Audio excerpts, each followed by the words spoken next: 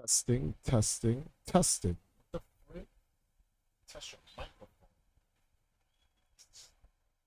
And why is that mic acting so stupid all of a sudden, bro? So dumb.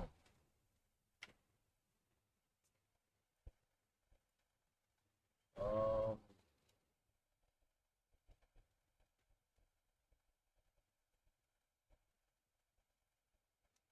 what's going on, guys?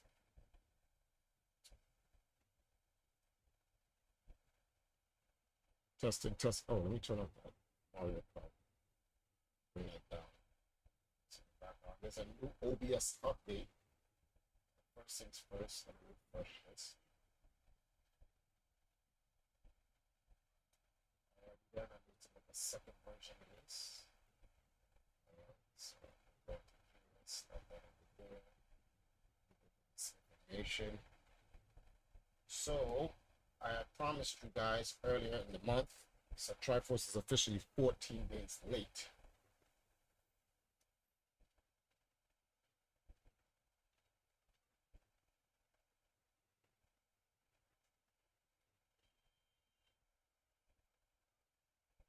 So I told you guys that I was going to be streaming more, and I will. I was supposed to be streaming from 3 o'clock, but some shit got into the way as usual.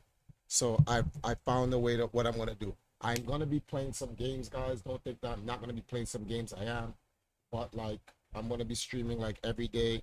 Like tomorrow's gonna be earlier than this, but I have work to do, and I want to be able to stream, hang out with you guys, chill. There's a lot to go over, cause so much stuff is going to be happening in the next 60 days that I have to stream working. That's what I literally have to do. And in between that, when I'm not doing anything, I can chit chat with you guys. Oh, let me go into the stream right here. Check chat. Yeah, I can chit chat with you guys in between. In the meantime, let me get some stuff going. So I'm gonna be up with you guys. What time is it? Let's just call it 6. So I'm streaming with you guys from 6 till about 8, 2 hours. Come off, come back at the late night when I could get my Switch back. I'm going to be playing some Telltale games, Batman, Gotham. I was playing some Walking Dead with Empress now. She says she doesn't like the game. It really bothers her. So I feel her on it. I played through the entire first season with uh, with Lee, and I don't like the fact that you can't save Lee. That sucks. But it is what it is. Save this. You can't save Lee. So I was like, that kind of turned me off to the game. You do all that shit with Lee, and no matter what you do, Lee dies regardless. That sucks. Who's messaging me? Who's hit me with the blonde?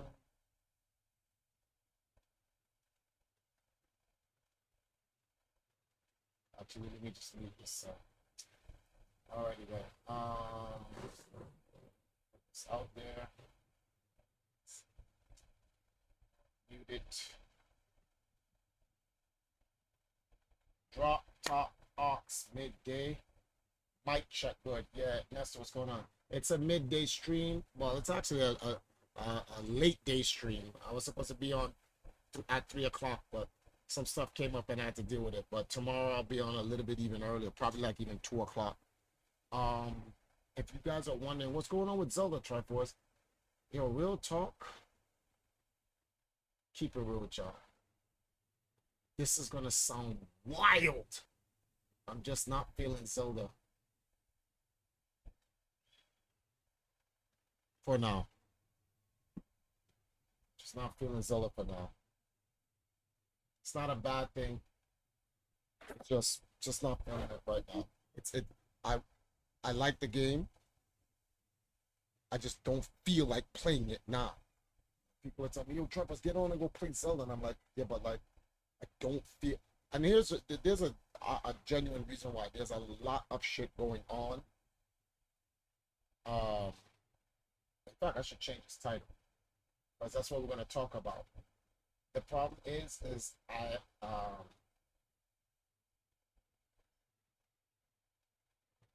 preparing for the Exodus.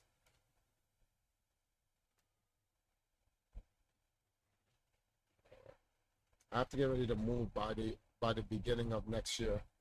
So I have to there's a bunch of stuff I have, like for instance, I was supposed to have a proposal set in um to said company yesterday. I don't have it done yet because I'm just doing too many things. I'm supposed, as you can see here on my screen, what is it, left, right, to me, right here. That video was supposed to be done on Sunday. It's Tuesday. So I'm like, damn. And then I also want to do some random streaming with you guys and just chill. So I don't have the mentality to want to get deep in Zelda knowing I have all these other things that I got to do on the side done and I don't got nothing to show for it. So I'm just out. I'm out of it. So I'm like, damn, man, I really got to stream. MG Gamer, turn your mic up a bit. Oh, turn it up? Hold on. Turn my mic up a bit. All right, let me go to properties. Let me advance this to 25. That's the desktop audio. Where's my mic? That's why. That's crazy. Is that better? Oh, shit. What the fuck? Why is the mic down that low? Is this better? Let me know if this is better.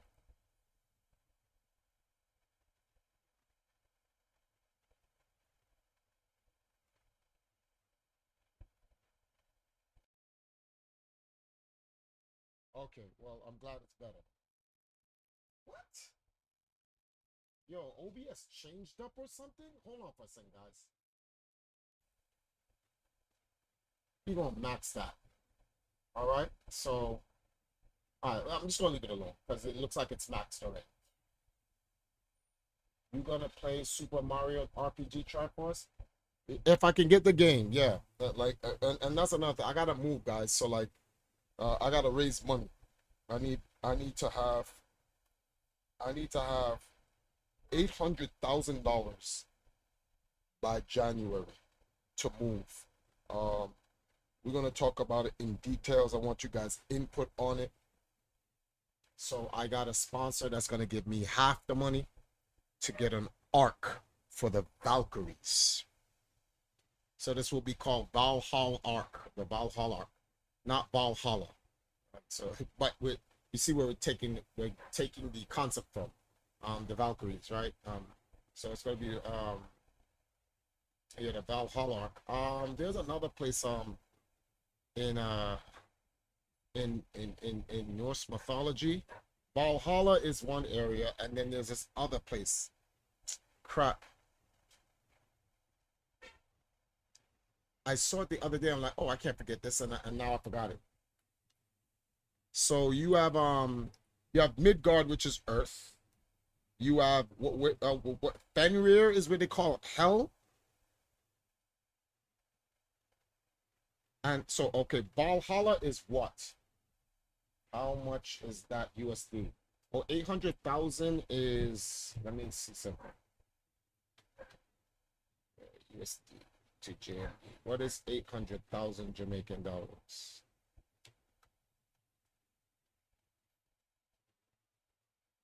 That's $5,000. So I got a sponsor who's gonna talk 2K for me. So I gotta come up with the 35. It's roughly about 5,200 bucks. So I gotta come up with that. And so that we can move.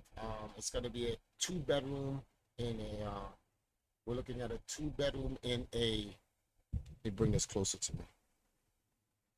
2-bedroom in a what do you call that thing when closed gate community? There it is. Thank you. Sorry. But yeah, that's where we at. We gotta try to move out by January.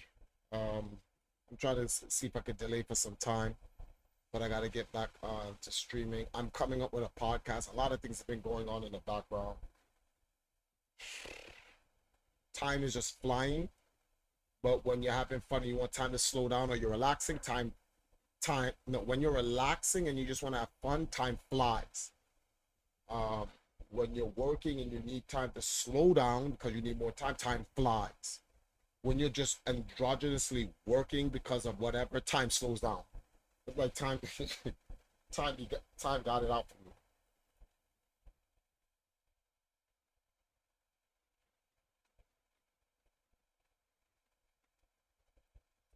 But yeah, so I gotta do this video right here. I gotta put it out. The Valkyries will stream later on tonight. So I'm just gonna be chilling with you guys, finding out what's up with y'all, giving y'all updates on pretty much what's going on with me and what we got going. Because I know a lot of people didn't know I was gonna move. Oh crap! As you can see, it says moving to the Valkyries Arc. We already started. We started back at the first of the month, but I didn't get to follow up streaming. But what I want to do is I want to do a series of streams, podcasts, and some work, and I want you guys input on it to help structure, not even structure out, to help put input into the third dynasty with the Valkyries. What do we need for the arc? How should their setup build be? The girls are gonna do their first Starbucks podcast this Friday. I don't know if it should be streamed or it should be recorded and then upload. That's something I wanted to talk to you guys about. If the Valkyries are doing a podcast, should it be streamed or should it just be an upload? Yeah, time definitely moves slow while you're working. Yes, it does. But for some reason, I don't know. This is confusing because like time seems to be moving fast now. It's not I'm streaming and working. And we got a pack. I'm gonna ask Sasha's mother if we can just take this bed rather than buying a brand new one. All this other stuff. 1 second, guys. Both stream and upload. Upload after editing, maybe. Ah, okay. So you think I should stream and then put the highlights of the podcast up as an upload, Nestor? If their fan interaction, what the stupid ass heart is in the way. Okay, if their fans interact, if their fan interaction stream, if it's just them chatting up, upload. Yeah, but fans will be in it. Fans will be in it. They're gonna be dead up. They're gonna be like at Starbucks, and people will be there talking with them. So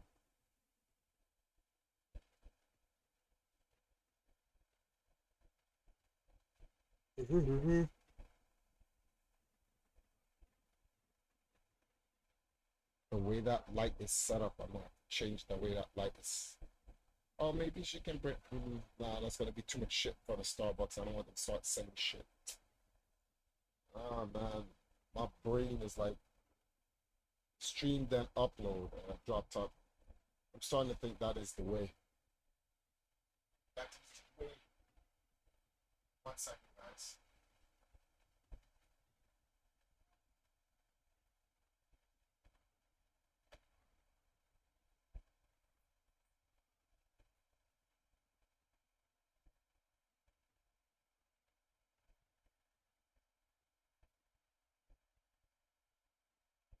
Wow, sorry, that's crazy.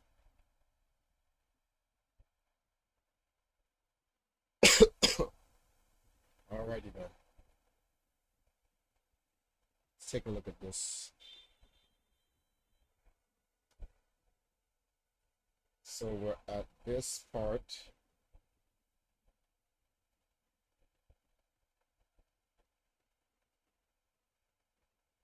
What? I did that? Why did I do that? That made no sense. Uh, Should be that and that should fade in. Yeah, why did I do that? That's so stupid. And then bring it into here.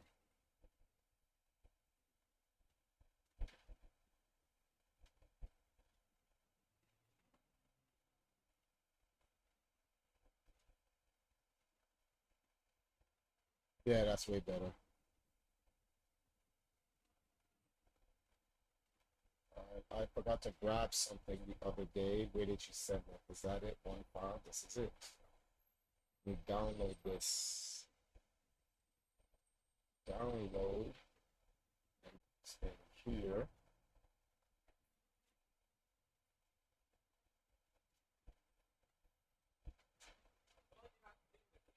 Pie eating. All right, so that's downloaded.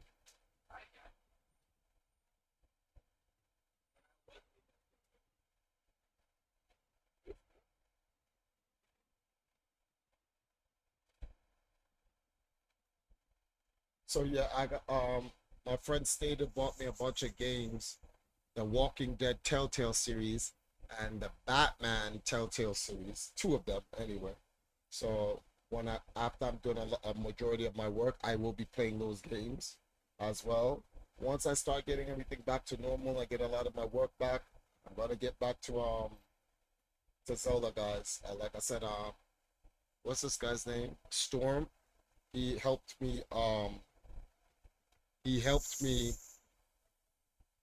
I don't want to say update the timeline, but I want to say I don't want to make it sound like there's any changes. There are no changes to it. There's just an update to it to make it seamless.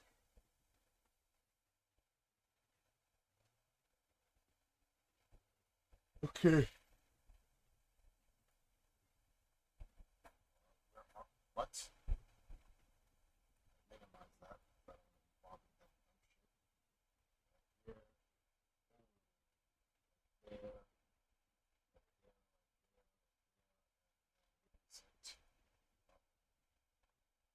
Okay, here we go. So after that, what should I put?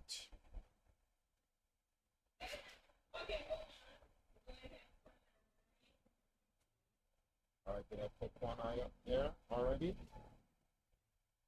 she risen that other girl? Oh yes, so I already used that. So then after this should be an activity that everybody is doing. Let's see here. We got that. What's this thing? Pie eating contest. You've got to be kidding me. You've got to be kidding me. What? 1 second, guys. It's a JPEG.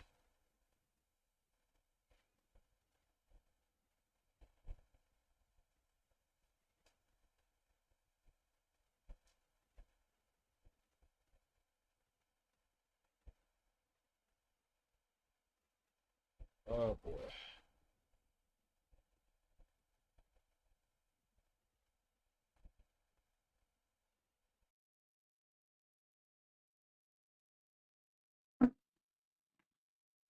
No, the stream froze.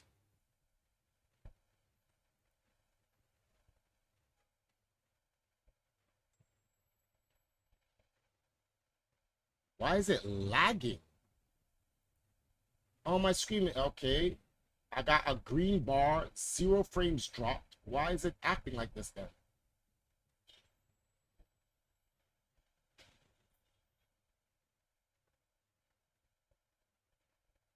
Refresh and click live.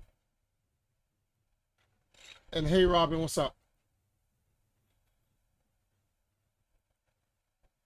I guess that was YouTube being fugazi. Alright, see, I finally get the video. Let me save it now.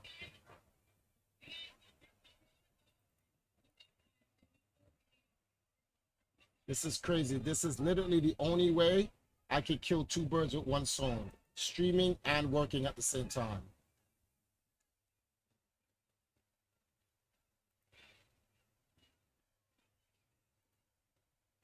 Alright, editing it as well. It's cool for now for me. Okay, good. Over editing this video now. All right, so I'm going to, which one I'm going to use? This.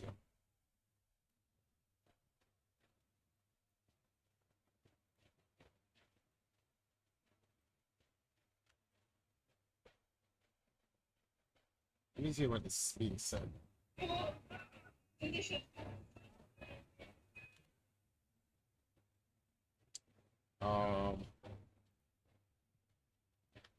What?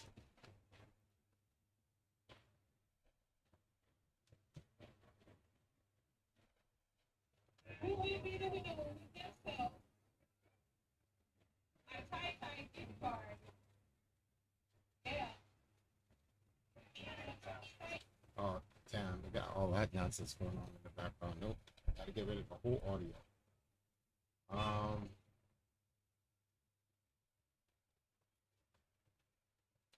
I'll start from here.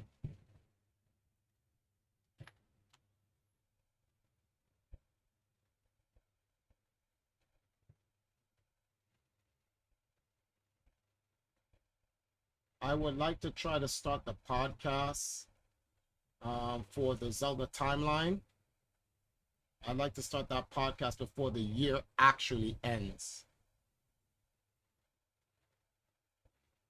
The Order of Time update. So we go here to the pie eating contest. Right there. Okay. Click this. See what the rest of this looks like.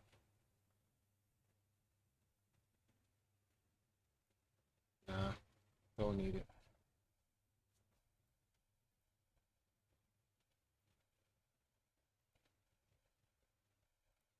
Oh man.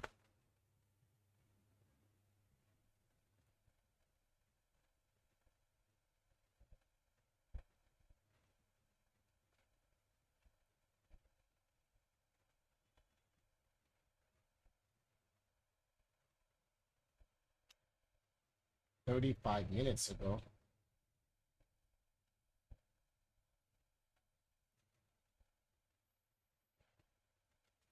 The Washington Post, mouthpiece for the CIA, released a crazy story that a Ukrainian colonel now in jail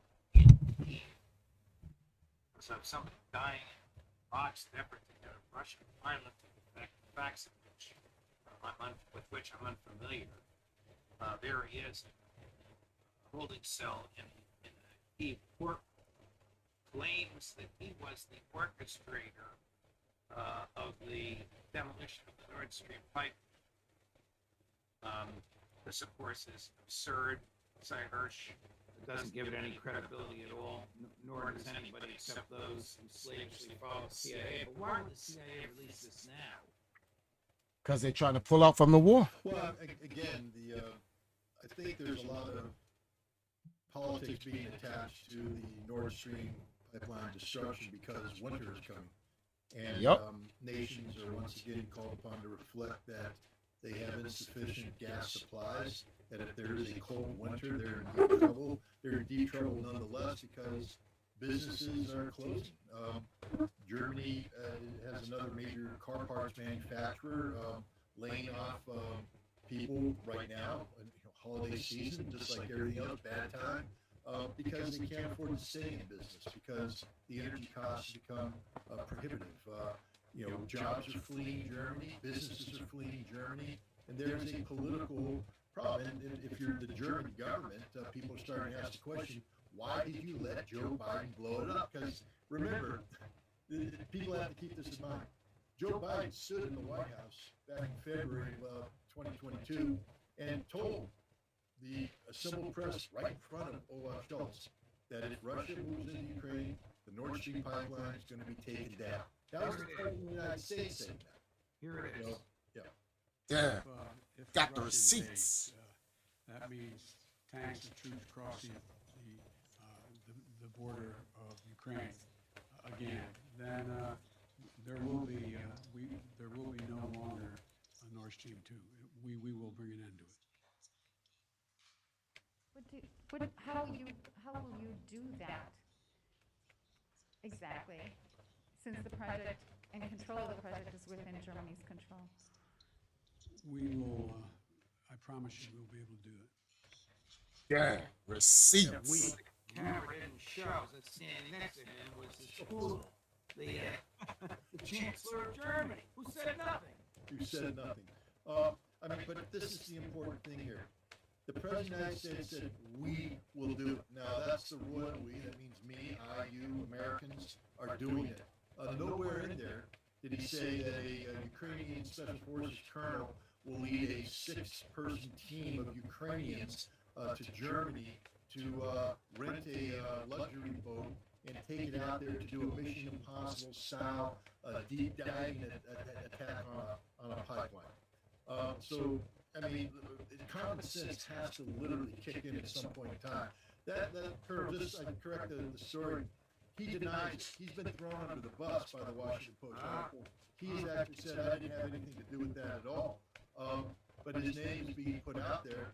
But the CIA is desperate to look for a cover story. The Ukrainians are helping the CIA come up with a cover story by throwing his colonel under the bus. I mean, he's arrested. He's been charged with other offenses. He's going to deny this, but the fact that he's being charged makes his denial less meaningful.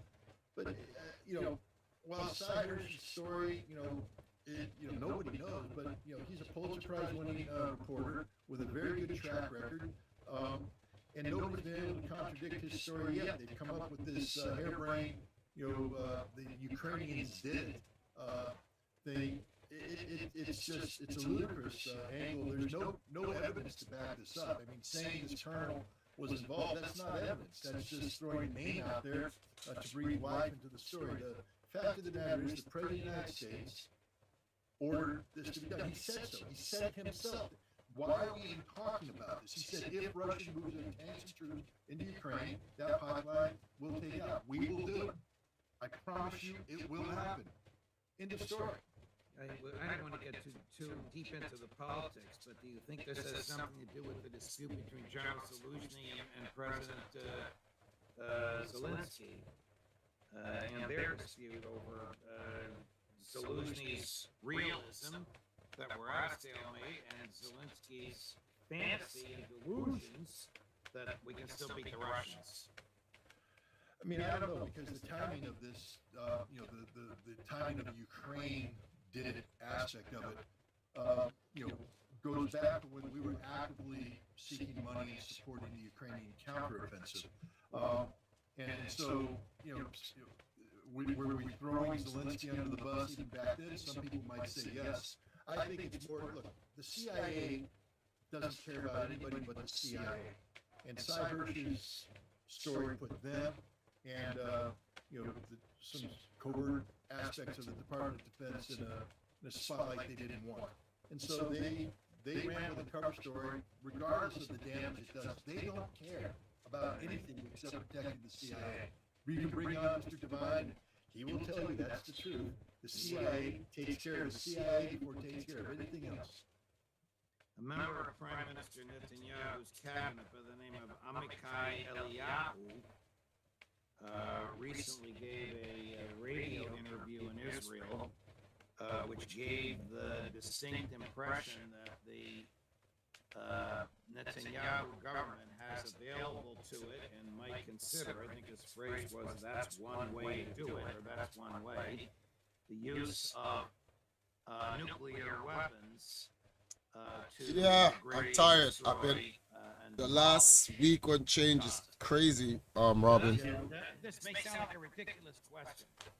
You're the world-class UN nuclear inspector. Does Israel have nuclear weapons? Of course they do. They admitted having nuclear weapons. They have a policy of,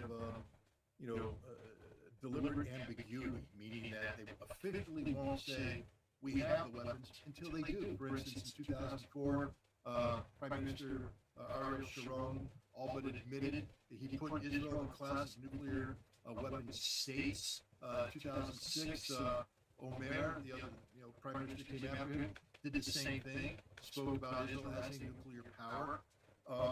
Israel has on occasions brought out their in the Gulf War, 1991, Israel tried out the Jericho missile and fired a test fire from their launch site into the Mediterranean, the exact range between Israel and Baghdad, letting the Iraqis know that if they fire chemical warheads or biological warheads into Israel, Israel will respond with a nuclear weapon. So Israel has alluded to this, but the whole purpose of deliberate ambiguity is to create unknown, because it's political. In fact, we knew Israel was developing a nuclear weapon. We knew from the very beginning. JFK knew, Lyndon Johnson knew, Richard Nixon knew. And Goering lied to JFK. I mean, that's a historical fact. Well, he lied, then he came and told the truth. He said, what he said is, we won't, and then Golden Meir did the same thing. They said, we won't be the first to introduce nuclear weapons into the Middle East. Now, some people say, well, that means they're not going to build them. But when pressed, Golden Meir's people said, no, possession doesn't mean introduce. So they're very clear about that. Possessing a nuclear weapon doesn't mean we've introduced it. It's only introduced when we publicly say it is and have demonstrated it exists. So the Israel concept is they can build nuclear weapons, they can have nuclear weapons, but they haven't introduced them until they admitted they have them and they're preparing to use them, which is why this minister's statement caused so much problem, because we're at a point right now where Israel is coming close to the conditions under which they may have to acknowledge having nuclear weapons. If Hezbollah gets involved and if Iran gets involved, we're looking at a scenario where Israel could suffer strategic defeat. And the Samson option, which is, of course, the deterrence model under which the Israeli nuclear weapon exists, it doesn't exist as a battlefield support weapon or things like that. It exists if Israel is about to go down. They will take everybody out. That's the whole concept. That they will hit Tehran, they will hit Cairo, they will hit Amman, they will hit Damascus, they'll hit Beirut, they'll hit Ankara, they'll hit anybody they want to, because they're basically saying, this is Samson taking down the temple, man. We're not going to go down alone. If we go down, you all go down, therefore we don't go down. And that is a very delicate thing. A song and dance has to be done with the United States. And so for this minister to get out there and introduce the notion of the potential of nuclear weapons existing and being employed by Israel, even though he's not part of the decision-making cycle, that's why he was reprimanded. Not because he was saying things about killing Palestinians. The Israelis don't care. He introduced nuclear weapons prematurely. That's a decision that will be made by the Israeli government at a time and place of their choosing, and he didn't get to make that call. So that's why he got in trouble. But no, the Israelis have nuclear weapons. I think 60 to 80 is the number that they're talking about. Maverick disagrees. He's saying there's about 200, but I think the latest numbers are about 60 to 80 nuclear weapons in the Israeli army. I'm going to play a clip of Prime Minister Netanyahu at the United Nations not very long ago, ranting and raving about Iran and that's run by fanatics. But the most important thing he says is the last sentence. Iran must face a credible nuclear threat. Take a listen. Now you know, ladies and gentlemen, you know there's a fly in this ointment. Because rest assured, the fanatics ruling Iran will do everything they can to thwart this historic peace. Iran continues to threaten international shipping lanes, hold foreign nationals for ransom, and engage in nuclear blackmail. Over the past year, its murderous goons have killed hundreds and arrested thousands of Iran's brave citizens. Iran's drones and missile program threaten Israel and our Arab neighbors, and Iran's drones have brought and bring death and destruction to innocent people in the Ukraine. Yet the regime's aggression is largely met by indifference in the international community. 8 years ago, the Western powers promised that if Iran violated the nuclear deal, the sanctions would be snapped back. Well, Iran is violating the deal, but the sanctions have not been snapped back. To stop Iran's nuclear ambitions, this policy must change. Sanctions must be snapped back. And above all, Iran must face a credible nuclear threat. From him. Yep, that's again. When you take a look at the Israeli, they have a three-phased approach to their nuclear deterrence. The phase one is deliberate ambiguity. Yeah, we got them, but we ain't talking about them, and that just leaves everybody guessing. And it also makes it so that the United States doesn't have to hold Israel accountable for violating American nuclear non-proliferation policy, because if Israel ever said we are a declared nuclear state, the Nuclear Non-Proliferation Treaty doesn't recognize them as such, therefore they'd be susceptible to mandatory sanctions from the United States. So we're playing the game. Nixon started it where, here we speak, we just won't talk about it. But now the Israelis face, so he can't be speaking on behalf of us or anybody else. He can only be speaking on behalf of Israel. So Israel's moved into phase two of their deterrence, which is why the conditions we face today are very dangerous, because once you allude to it, the next step might be you're getting into demonstration. So the missiles may come out again and be test fired again, and then there might be an underground nuclear test to say, we ain't joking, we got it. And then if Iran continues to do this, the next step is fire the missiles, take out Tehran. How absurd to hear him call the leadership of Iran fanatics, and of course he is a fanatic. How ridiculous it is for him to complain that Iran is violating sanctions, or the sanctions haven't been imposed. He's violating, the Congress is violating American federal law by giving any financial and military assistance to a country that fails to comply with the UN protocols, which you know better than anybody on the planet, for nuclear weapons. But before you reply, Scott, here is my friend and former colleague Chris Cuomo trying to get a yes or no out of Prime Minister Netanyahu on whether Israel has a nuclear capability. Does Israel have nuclear capabilities and nuclear weapons? Yes or no? We've always said that we won't be the first to introduce it, so we haven't introduced it. But that's not an answer to the question. Do you have them or do you not? Of any country. It's as good an answer as you're going to get. Ouch. Same as Ben Gurion, we won't be the first to introduce them into the region. Yeah, that's And a it's as good standard an call. answer as you're going to get. I can't imagine the Congress obeying federal law which prohibits state from giving funds to countries that fail to comply with UN protocols on nuclear weapons if that country is Israel. Can you? Well, I can imagine it, because the Congress, let's just be frank here, Judge, they're bought out by the Israeli lobby. AIPAC, I can't imagine Congress not giving the money to this. No. Congress is controlled by Bibi Netanyahu when it comes to aid to Israel. Yeah. How many times have you heard a congressman or senator ask a member of the U.S. intelligence community, does Iran have a nuclear weapons threat? Do we have to worry about Iran's nuclear? And they get an answer. How many times has the senator turned to those same intelligence people and said, does Israel have a nuclear weapon? They've never asked the question. And they won't ever ask the question, because to answer it, we open up that whole Pandora's box of, if Israel has a nuclear weapons, and we know they do, I can guarantee you we know. That's about all I can say. And that's it. We know. There's no ifs, ands, or buts. We know they have them. And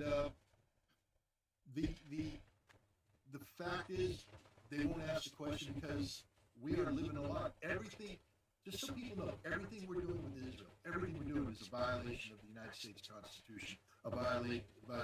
This isn't anti-Semitic. This isn't because I'm anti-Israeli or anything. It's because the law is the law.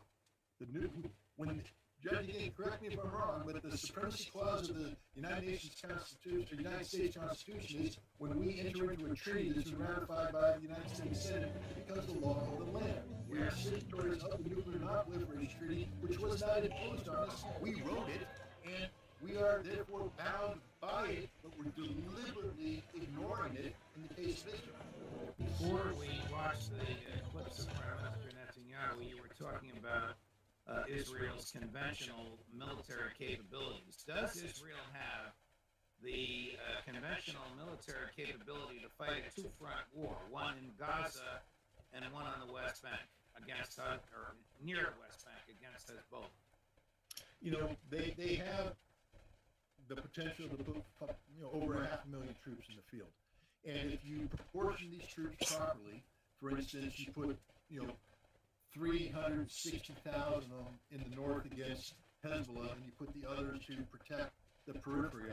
The answer is they can have a holding action, meaning they can avoid being strategically defeated. But because Israel has done something which they had never planned, Israel never thought Hamas would do what they did on October 7th.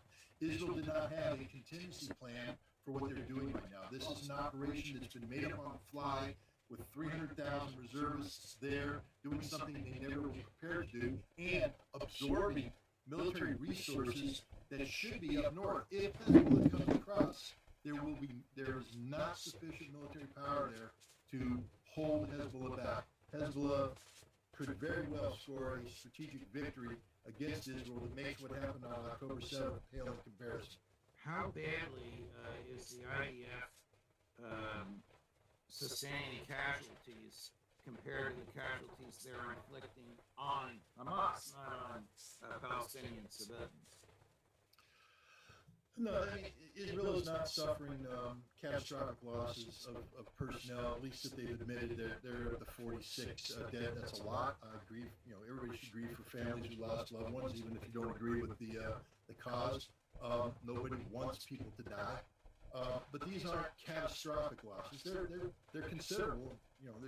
They're heavy, but they're not catastrophic. But the fighting has just begun. And they have lost significant vehicular losses, so bad that the Israelis, they had sold a bunch of Merkava 3 tanks to Morocco and some other nations. They had to cancel those sales and reconfigure these Merkava battalions into emergency reserve battalions to replace the losses they've suffered both in Gaza and also against Hezbollah, who's destroyed a significant number of Merkava tanks over the course of the last several weeks. So, they haven't suffered the kind of losses that they took in Yom Kippur. But this war has literally just begun. And, we'll see. Nobody wants people to die, but let's just keep in mind that the Israelis slaughtered over 12,000 civilians in Gaza. They killed, anywhere from several hundred to 1,000 Hamas fighters.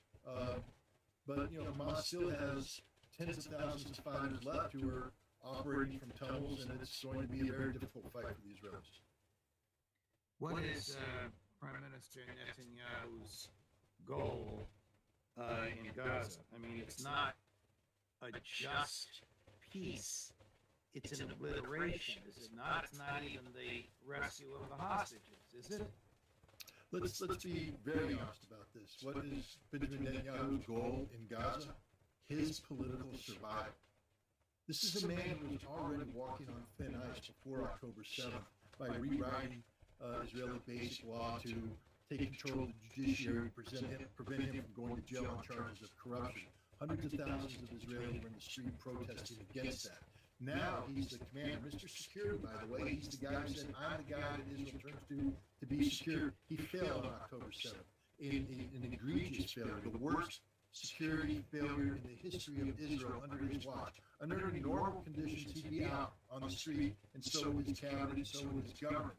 But because they declared war, they're using the Gaza conflict as a vehicle to keep themselves in power. And he's saying outrageous things like, we will defeat Hamas, we will occupy Gaza, we won't occupy Gaza, but we're going to take all of Gaza, things of this nature. Understand this, there's a lot of pressure on Benjamin Netanyahu to be pushed aside. The United States is talking about it, the Israeli cabinet is talking about it. So we have to take his words with a grain of salt. He may not be around much longer because he is literally living through the last moments of a failed prime ministership. And when Israel feels comfortable that they can find someone to replace him that won't weaken Israel to the point that they'll lose. I mean, right now, Israel's not going to replace Netanyahu if Hezbollah is threatening to come over the wire.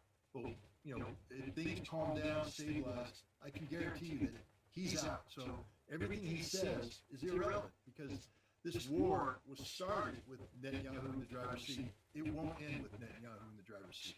Here he is refusing to answer the question about why he won't take responsibility for October 7th, number 6, Chris. The one thing they want to hear from you is that you take personal responsibility for failing to prevent the October 7th attacks and protecting your people. I know you say the time for that will come after the war. Why won't you take responsibility now? I've already addressed that many times, and I said this whole question will be addressed after the war. Just as people would ask, well, did people ask Franklin Roosevelt after Pearl Harbor that question? Did people ask George Bush after the surprise attack of November 11th? Look, it's a question that needs to be asked. I think those questions were asked. And I've said that one thing that is important is, and I've said we're going to answer all these questions. Right now, I think what we have to do is unite the country for one purpose alone, and that is to achieve victory. That's what I did. We formed a unity government where the country is united as never before, and I think that's what we have to pursue. And what the people expect me to do right now is two things. One, achieve this victory and bring the hostages back, and second, assure that Gaza never becomes... And two Israelis who are disappointed that you still won't take responsibility, you say? Well, I said that I'm going to answer all the questions that are required, including the questions of responsibility. There'll be enough time for that after the war. Let's focus on victory. That's my responsibility now. You think he's thinking, Scott? Remember, he's facing extraordinarily serious corruption charges. The kind of corruption charges which, if he's found guilty, and many people believe he is, although innocent until proven guilty, could put him in jail for the rest of his life. Because he's getting up there in years, and he's had, if you take a look at his face, you see he's coming off of hard procedures. He's not a healthy man. He's scared to death. It's not just about him. His wife is also charged with similar corruption charges. So what is he thinking? How do I prevent myself from going to jail forever? That's all he cares about. He doesn't care about Israel. How could he? He's the guy who rewrote basic law that got rid of an independent judiciary and put hundreds of thousands of people in the streets. He only cares about Benjamin Netanyahu, and that proves it. A real leader would say, I am responsible. The buck stops here. I'm the guy that's held responsible, and at the appropriate time, you all can take my head off. But until that happens, I have a job to do, and that's to lead our country down the path towards victory. But, that's what he did. But notice he won't even talk about it because he is afraid of what the results would be. The people will recognize him for being the most incompetent prime minister in the history of Israel, and that Israel's national security is threatened every day he stays in power. Benjamin Netanyahu has to go. And it's not just me saying that. The White House is starting to say that. The State Department is starting to say that. The international community. Do you know that Turkey has filed paperwork in the International Criminal Court calling Benjamin Netanyahu to hold him account for his war crimes? Other nations have done so as well. And the International Criminal Court can't ignore this. He is going to be an indicted war criminal very soon. Well, that would prevent him from traveling to certain countries. Most countries, actually. The International Criminal Court was adopted by all but I think 5 countries, 2 of which are Russia, China, and the U.S. Yeah, I don't think. I mean, the only country you can travel to is the United States. We're not a signatory to the International Criminal Court, so we're not held to its jurisdiction, and we would let him travel. But if he traveled to places in Europe, he would be arrested. But this is how the man should be known in history, not only as an indicted war criminal, but as a charged, tried, and convicted war criminal. And that's what he's concerned about. So this is why right now he has relevance. Right now he can pick up the phone and call Biden. Right now he can leverage his continued status as prime minister into things that give him credibility and viability. But the moment he says, I am responsible, people are going to say, get out. Because there's thousands of people demonstrating every night outside his residence, demanding his resignation. And the majority of people that are doing that are the families of the hostages and the families of people who lost relatives on October 7th, because they know who's responsible. And it's the man residing there, the man we've been talking about, Benjamin Netanyahu.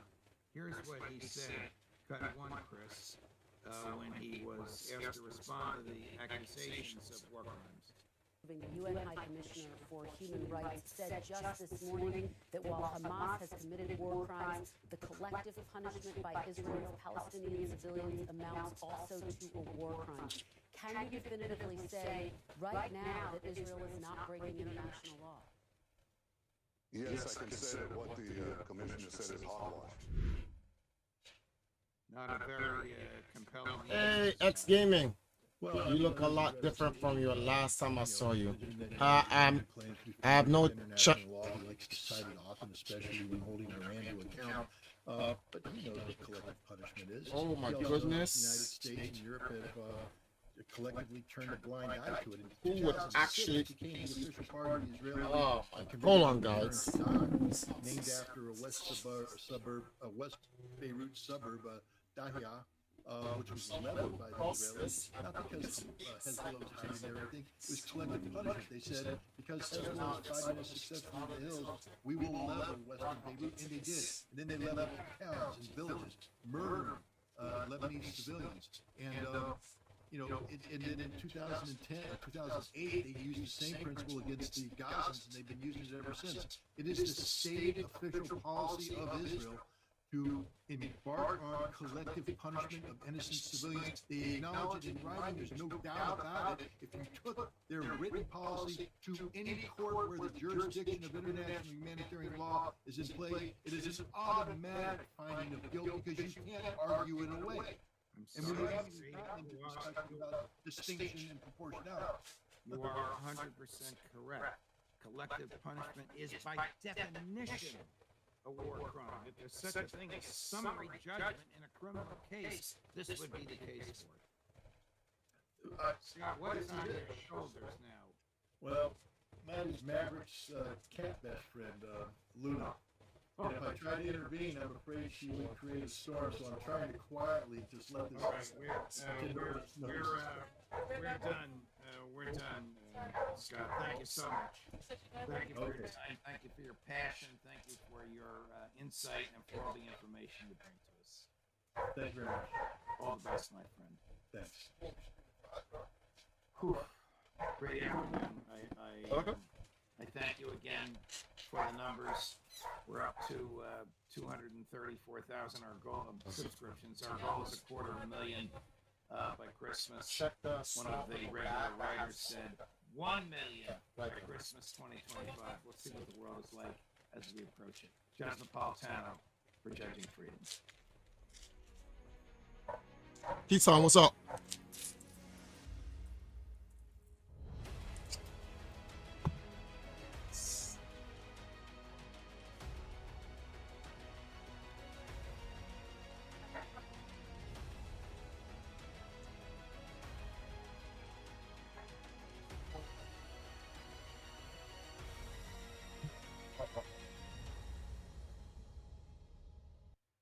And they're creating on the world. Do you remember? Creating these blood Why?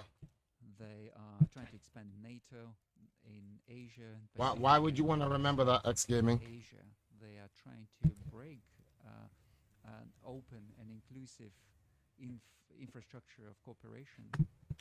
Here's my question to you, X Gaming. What did I tell everybody regarding about him? What did I say?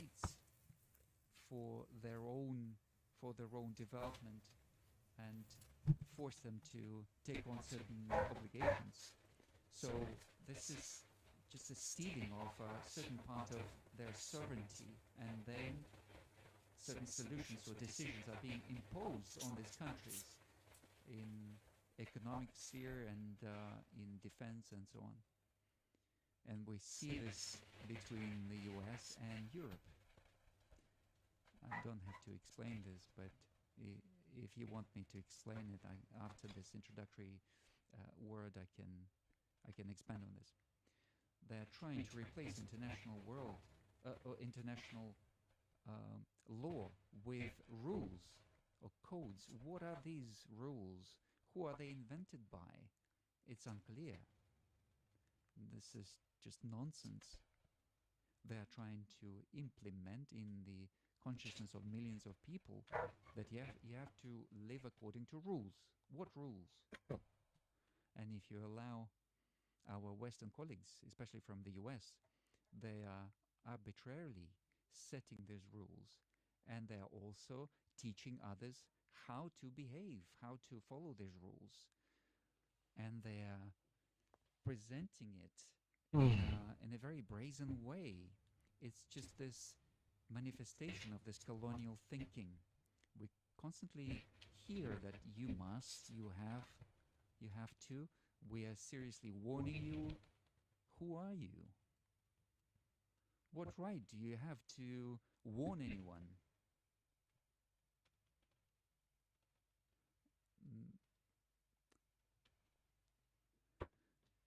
This is surprising.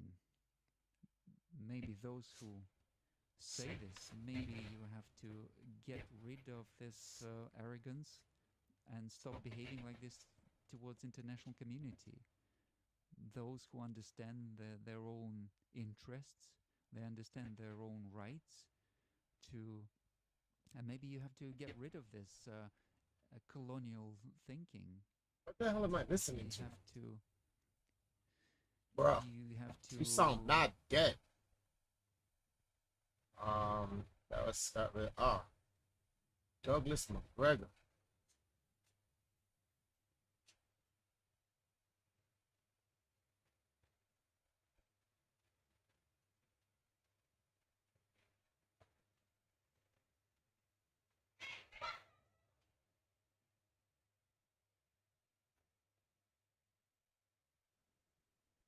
Okay, welcome back to the channel, Colonel Douglas McGregor. How's everything in the United States with you? Peachy. What did that mean? Well, it means that everything is good, which I'm being facetious, as we say, or not too serious. Let's start off with this. Last time we spoke, we talked about the conflict between NATO, proxy war, Ukraine, Russia, and so forth. Let's start off where we left. There's some information figuring, going around that some of the weapons designated to be sent to the Ukraine from both U.S. and I guess from Great Britain and others west is being redirected to go to Israel. Let's start off with that. What's your opinion about that? Well, you understand, I'm sure your viewers are aware that we have sent almost all of our war stocks and many weapon systems and ammunition to Ukraine, with the result that we don't have a great deal left. And it was decided that given Israel's precarious situation right now, and it is precarious, by the way, that they needed whatever 155 millimeter ammunition we had, plus other types of ammo. And I think it also reflects something else. The war in Ukraine is lost. It was lost a long time ago. The Russians are sitting on virtually all the territory that is Russian, historically, except for Kharkov and Odessa, which they will undoubtedly move to take at some point in the near future. But for the moment, they're not advancing very, very quickly to the west because they simply don't want to govern Ukrainians. What they would like is an end to the war. They'd like to have a Ukraine on their border that is neutral and not aligned with NATO. It's very simple. Yeah. And everyone in NATO continues to resist this idea, except for, obviously, Erdogan, who is technically in NATO, but more important, Hungary, now Slovakia seems to be signed on. I expect the Poles will come around to the same conclusion that it's time to end this war. I think Europe is in the middle of a swing to the right. I think we're going to see a new German government at some point in the near future that is to the right of center. And I suspect that will happen across Europe because it's a matter of survival for Europe, for reasons internal to Europe. But the war in Ukraine is effectively over. We continue to send money there, keep Ukraine on life support, because people in Washington refuse to admit that this has been a horrible mistake. That our interference in this matter has caused the deaths of at least 500,000 Ukrainian soldiers. And how many wounded is anybody's guess. And almost half the population is either out of the country, wounded, dead, or sitting under Russian control right now. Yeah. So it's a terrible situation. Yeah. The sooner the better for everybody. Yeah. But again, no one wants to admit they made a mistake, and we can't afford it. We're piling up debt at a rate that boggles the mind. No one can even believe the levels of debt that exist in the United States. And I suspect we will continue to do that until we implode financially, which I'm not sure is that far off. Yeah. Well, the same thing is in the European Union. I mean, there's 600 billion euros being sent to various war efforts, mostly Ukraine. And that's all taken up as loans, which has interest to be paid back. And you and I know who are doing this. The banks and the war industry. They're making money. I heard an interview with one of the executives of Raytheon. He spoke to a person that it was redacted that actually had recorded it. He said, well, we'll increase our profits with $4 billion as long as the Ukraine war persists. And now with the conflict in Israel, we'll add another $5 billion to our profits. So there are, of course, people profiting from military conflicts, and that's always been that way. If we go back to the Middle East, I mean, that's such a complicated issue. But what do you think? How will this conflict play out? I saw just today that they're actually going in with ground forces from Israel into Gaza. How do you think it will play out? Is there an end to that? What do you think?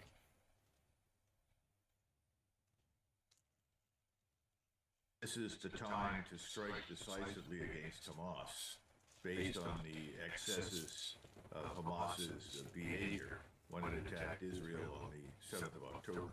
Right. Obviously, those attacks horrified everyone who witnessed them. No one disputes that. But I think his assumption was, I can now use public sympathy for Israel to justify whatever I want to do against Hamas. And whatever he wants to do has turned out to be as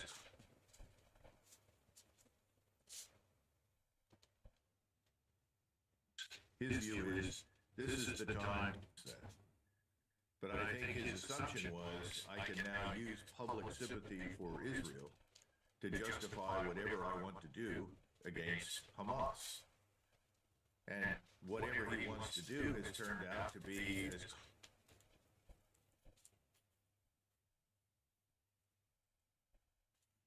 his view is, this is the time to annihilate Hamas, and along with it, whatever population supports it or hides it, and as much of Gaza as possible. He's miscalculated badly because he doesn't understand that this notion of collective punishment that involves the deaths at this point of almost 3,500 children and 6,000 plus civilians is not acceptable anywhere. The other thing is that despite their efforts to suppress media coverage of Gaza in the Arab world or the Muslim world, it's overwhelming. And virtually the entire Islamic world at this point, from Morocco to Indonesia, is horrified and wants to stop this. Yeah. We are sitting there and we are effectively under control of the Israeli government for all intents and purposes. We signed on 100%. This is something that Israel supporters in the United States have cultivated with billions of dollars over many, many years, to the point where there's virtually no one in the United States government who's willing to stand up and say there is a limit to what we Americans will tolerate or do. And unfortunately, most Americans really don't understand what's happening over there. They're not terribly interested, and they don't understand the dangers. So Mr. Netanyahu says, I can leverage American military power to do pretty much whatever I want, and they'll protect my northern flank. That's why you've got the carrier battle groups out there. We've moved B-52s into the region, and his assumption is this additional American naval and air power can be used against Hezbollah while he finishes the job in Gaza.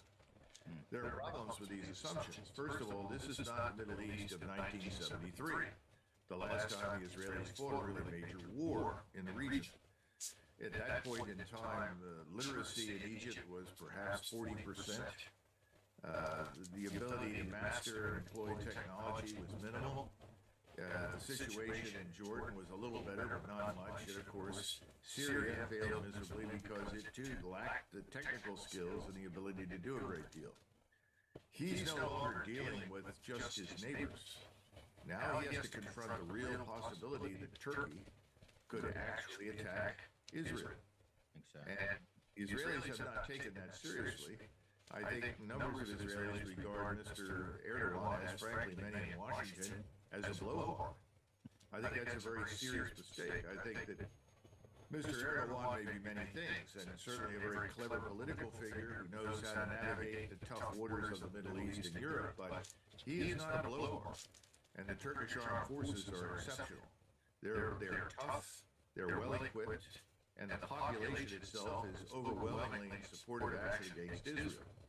To Turkey, you must add, of course, the Iranians. The Iranians can't project much conventional military power very far from their borders, but they have an extraordinary arsenal of missiles. They have a very complicated, complex, and effective air and space system that they've built over many, many years. They've pulled together the best human capital in their country, excellent engineers, very imaginative and innovative.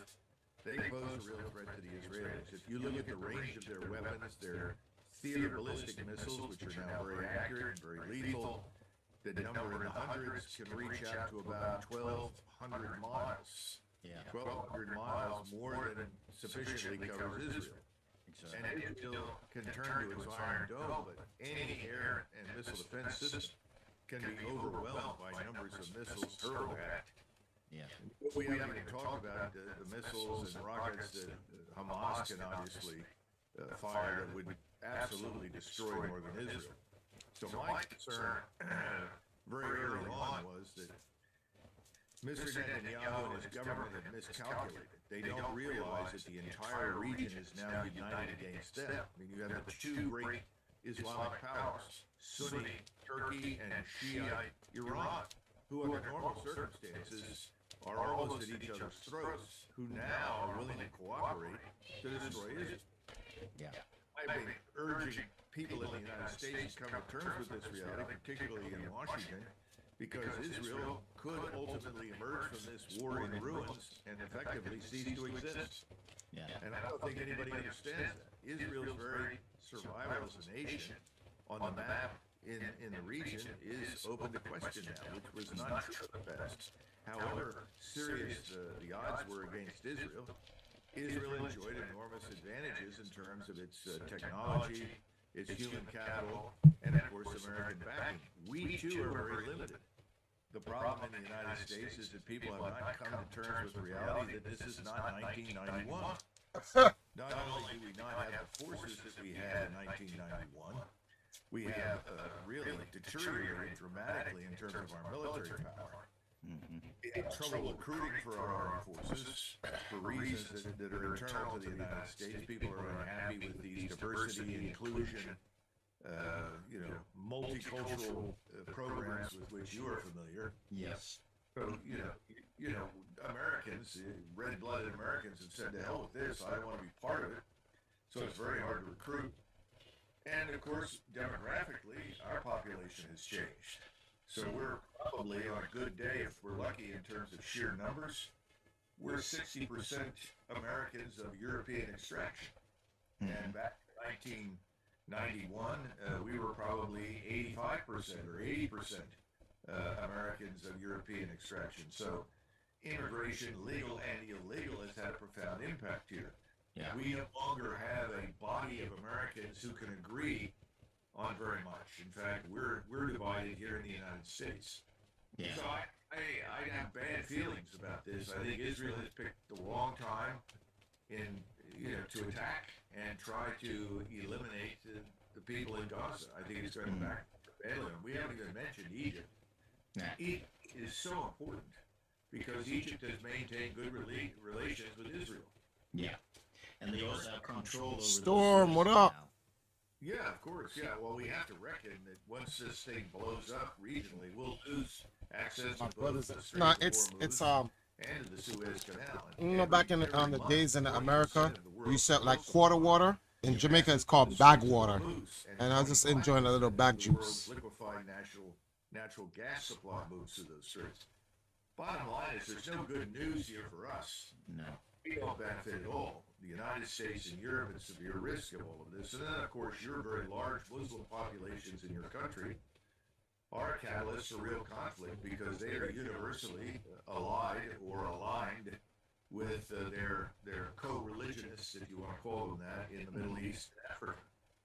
I don't see any good news. So I would like to see a ceasefire. I would like to see the great powers come together and try to resolve this, but there's no leadership in Washington to do that. None. Not nor in the United Nations Security Council. They had a resolution proposal that was basically voted not approved. They wanted a ceasefire resolution. 120 of the member states said, yeah, we want it, but enough, I think it was 45, said no. And Sweden, of course, put down their vote. Did vote at all. So I'm really pleased to hear that. If we go to this, do you think if this conflict in the Middle East continues and the United States get more involved in it, is there a risk of a real war, a regional war? And then we're talking about the Muslim united world against the U.S., the West, and Israel. Is that a risk? What do you think? Well, the problem right now is that we don't have much to send beyond what we've already sent. You know, what there is of our small army of perhaps 450,000, the combat power, the punch, if you will, of that army is sitting in Poland, the Baltic states, and Romania. What we have to send right now are some light forces that in that part of the world are at high risk. We have, for instance, 1,000 American soldiers in eastern Syria, sitting on Syrian territory illegally, I might add. And they're at very high risk because they were attacked also, I guess. But they're entirely dependent upon U.S. air power. Right, because they themselves have very little staying power. A friend of mine in the Pentagon was talking to me, and he compared our position in eastern Syria to Wake Island in the Pacific in 1941 and 42. Most of your viewers will not know what that is, but that's a small island north and a little far west from Hawaii. And we lost all the soldiers or Marines that were on Wake Island. And at the time, people were saying, we've got to reinforce Wake, we've got to send ships out there. And people said, well, if you do that, you'll just lose the soldiers or the Marines, and you'll lose the ships. So ultimately, the men put up a good fight, but they were all taken prisoner. And that was a disaster for us. Well, we also had a disaster in the Philippines because, again, these places were too far for us to reach in a timely manner to save. Well, things haven't changed that much geographically. No. If you move vast distances across the Middle East on the ground to reach your troops in Syria, you're not going to get there soon enough to make any difference. You get there at all. And again, what are we going to send? Someone also mentioned to me recently, well, perhaps it's time for a draft. Yeah. I don't see any evidence that anyone in the United States would support such a thing because they would not regard this as justifying a draft. He says, what's going on? No doubt. What's the audio about politics? General Douglas McGregor, he's going over his assessment of the current global crisis that's going on in Israel versus Palestine and where the U.S. stands in the whole thing. While that's happening, I'm talking to somebody online, and I'm also editing this video that you see in front of me, but I got pause. Yeah, right there. So I just got to pause. I got to finish up that was supposed to be done 2 days ago. A proposal I'm supposed to be done Tuesday. It was supposed to be sent out on Monday. So I'm like, all right, and I have to stream at the same time. So I was like, okay.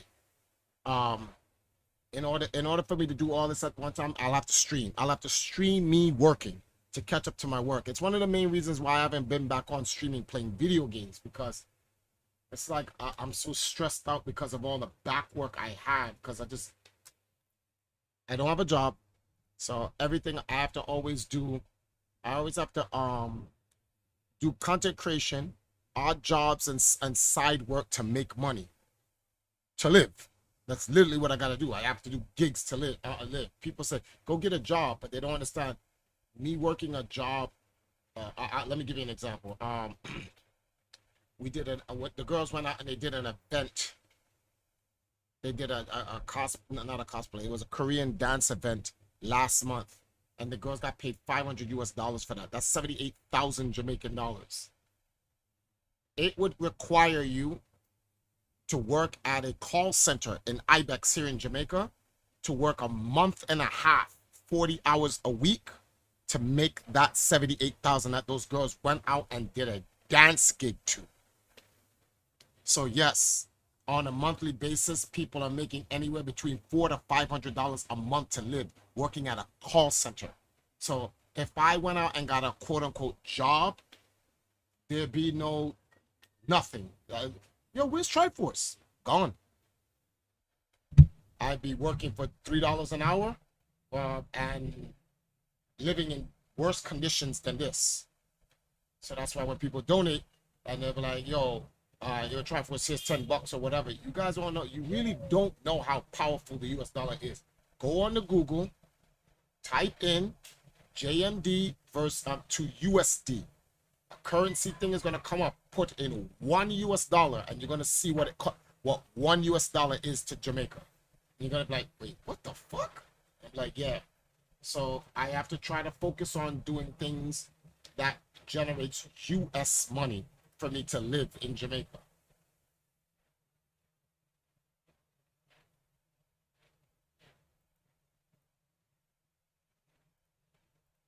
But I feel like I sound like a parrot repeating this over and over. Reg, what up?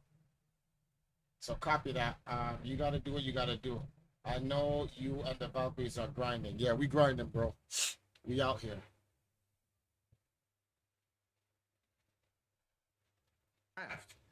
You had President Biden who gave this, what I consider to be utterly ridiculous speech to the American people and compared today's situation with 1941 after Pearl Harbor.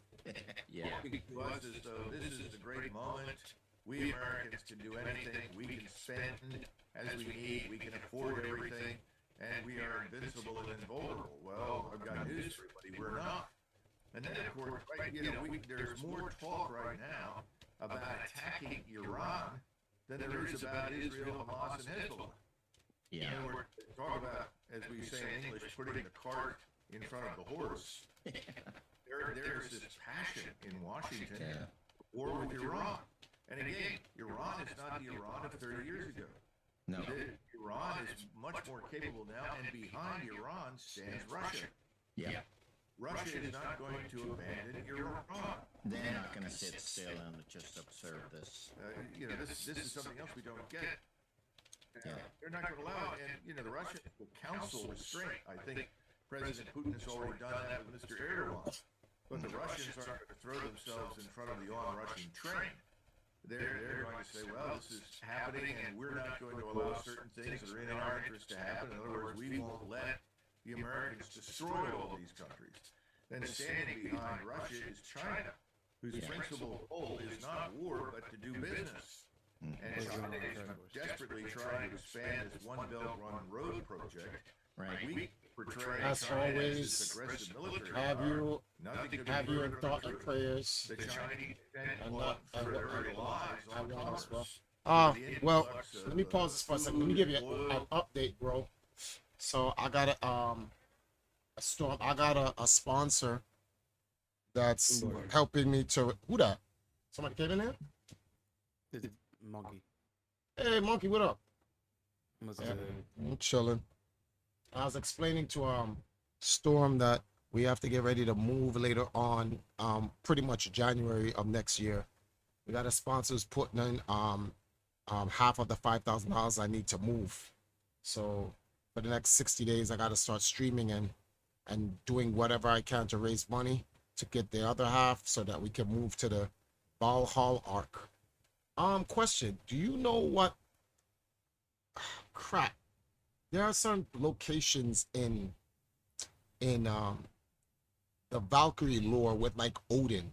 You have Fenrir, Midgard, Valhalla, and then there's another place, but I can't understand what the other place is. I can't remember, and I just saw it on this thing the other day. Damn. Does it start with an S? No.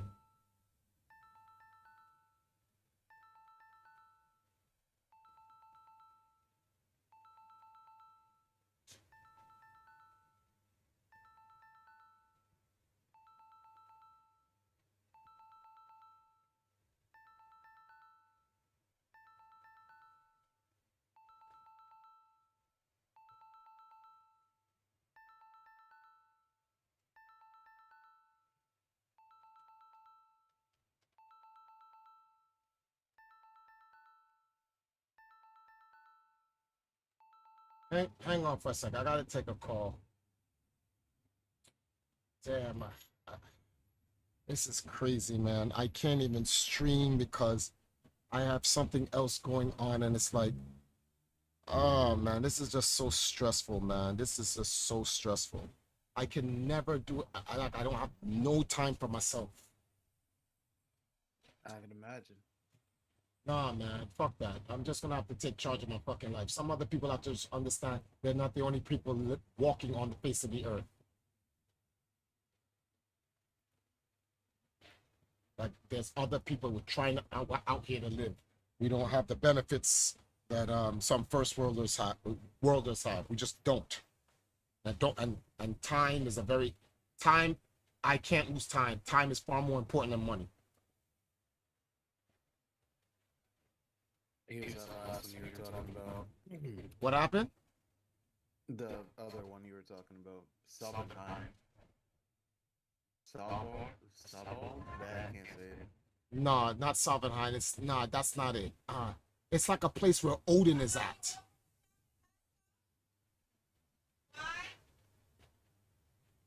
I can't believe I forgot it already, man. Damn. Why don't we just go through all the places? I'm looking at it right now. It's supposed to be a place where it's heavenly. Oh, you're talking. No, you said Asgard. Odenheim, right? What? Odenheim? No, not Odenheim. It's Valhalla, Fenrir, Midgard.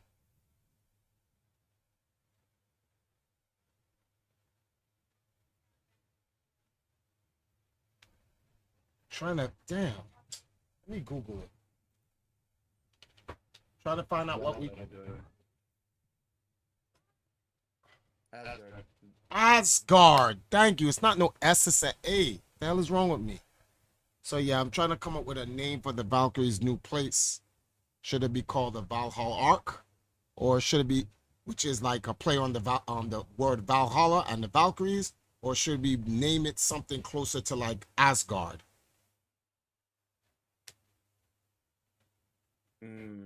That is a good question.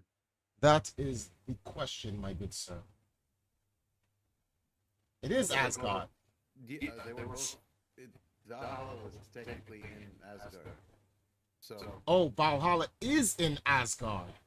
Yeah, the magnificent hall of Valhalla was Odin's home in Asgard, the domain of the Norse gods. So where's the domain of the Valkyries? What is that name? One second.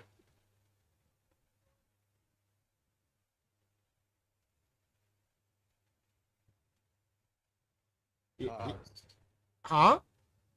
Cars. Cars? What? Yep, hold on. There we go. Let me see. Shit sounds whack. Cars domain is home of the Valkyrie arena where Having contest the abilities against a range of challenging enemies. No. Not the domain where the Valkyries be battling. Where's the domain where the Valkyries be taking their hot spring baths? That's what I want to know. What's the name of that?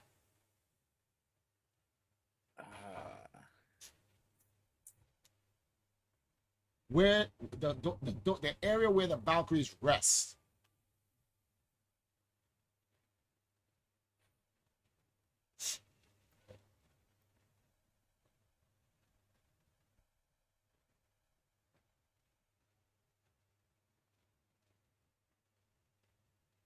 Oh man,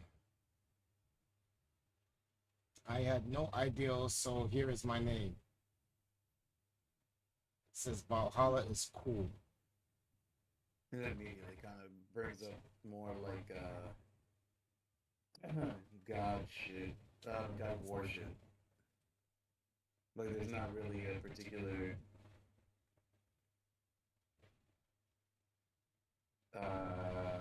like domain that they rest in beyond just like Kara's domain and that one place that I mentioned that I put the first message of.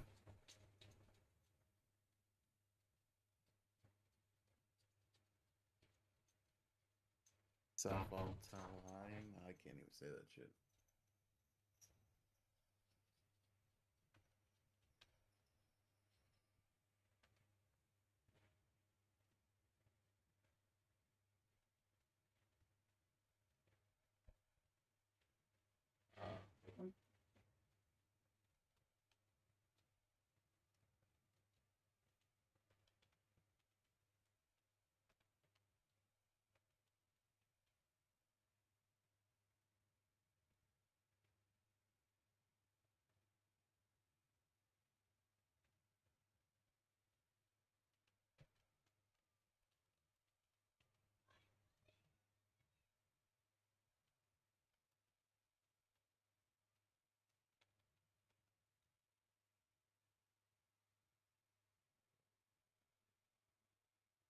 This.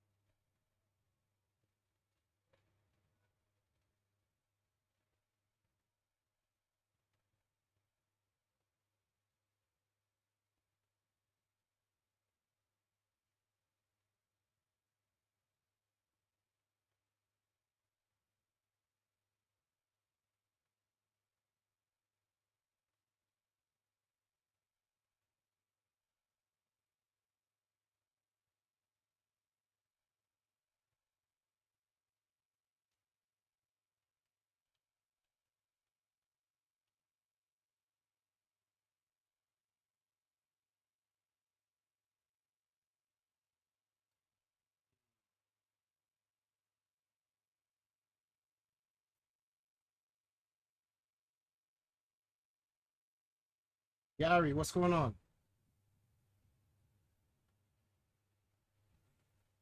Still can't find anything? Well, I think we'll just go with either Asgard or Valhalla. I was just gonna call it Arc Valhalla or the Valhalla Arc V, but then Arc V sounds like Arc 5 because if you use a Roman numeral. So the question is,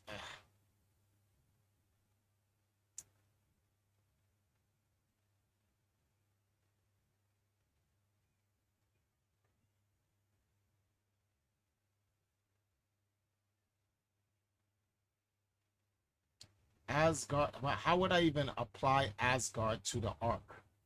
What's it gonna be? Asgard Arc? No, ill. Arc Asgard ill. Asgard actually doesn't fit. The only thing that fits literally is Valhalla.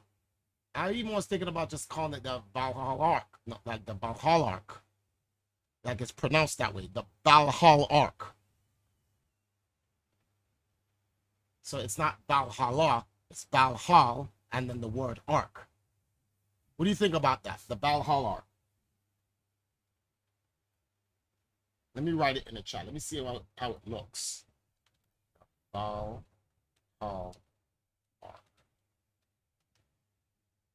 Yeah, it looks good.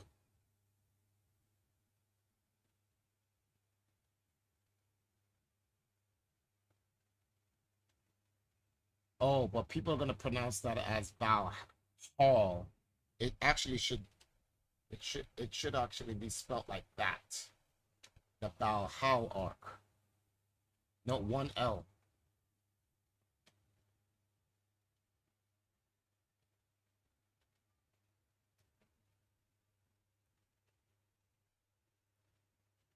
Woo.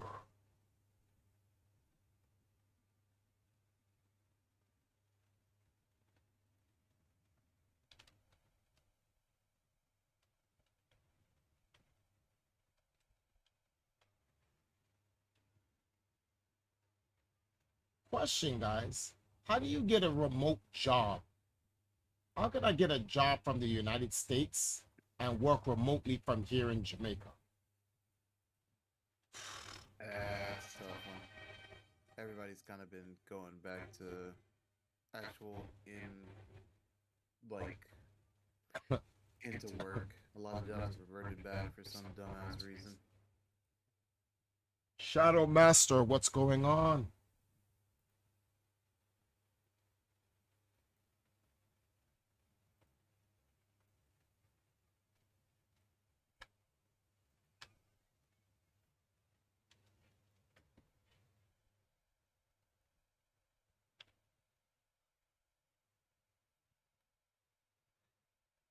It's an Xbox call center.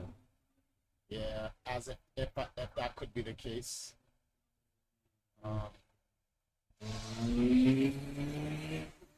It's a lot of noise. I'm working on this Maid Cafe event. Like what do you call it? It's a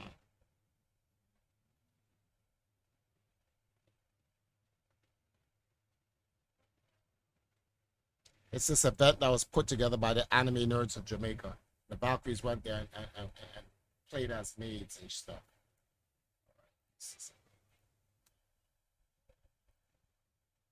I'm out of buddy. I got some shit I gotta take care of. All right, man. Take care then. Thanks. Yeah, man. I'll talk to you, Sam. Probably tomorrow. I'll probably be on a little bit earlier tomorrow. Okay.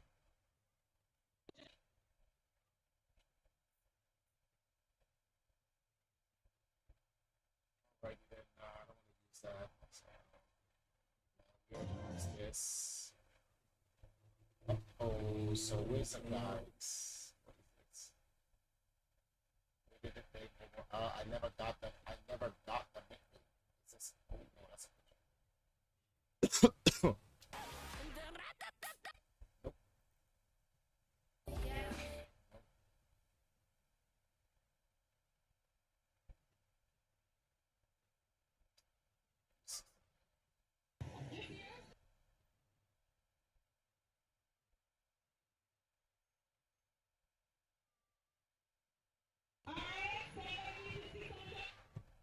So then after that, what would I do?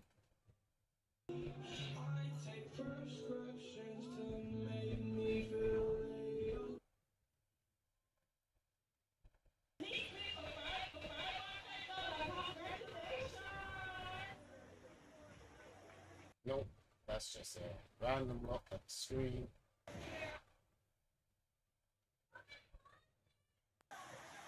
Set up something like that.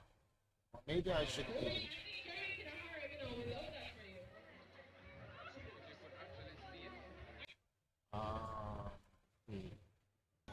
And this is the one with... It's the one without it. This is the other one. I don't know.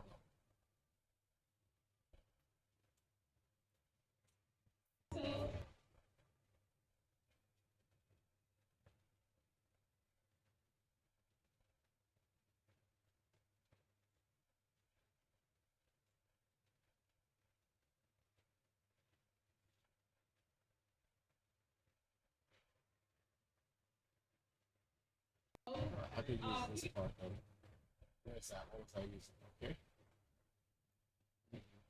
Mhm.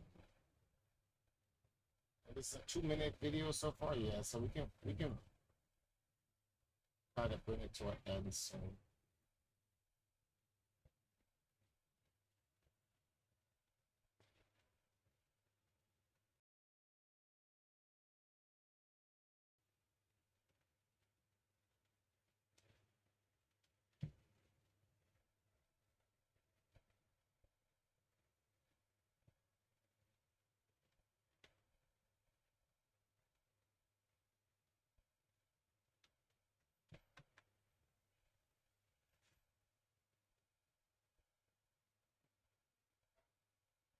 Keeson says they're trying to ban the remote jobs in America. They want you soulless in the cubicle. Not really. They're just hard to find. Yeah, I hear that they are hard to find because it would be good if I could have a U.S. job that lived here.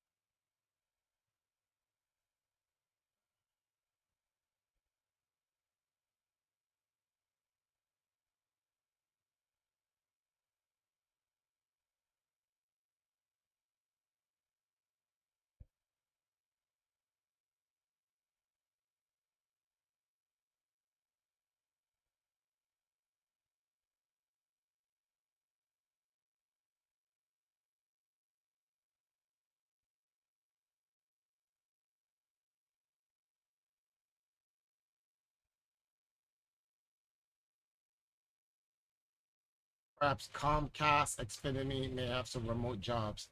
I would have to know how to look. That's my problem.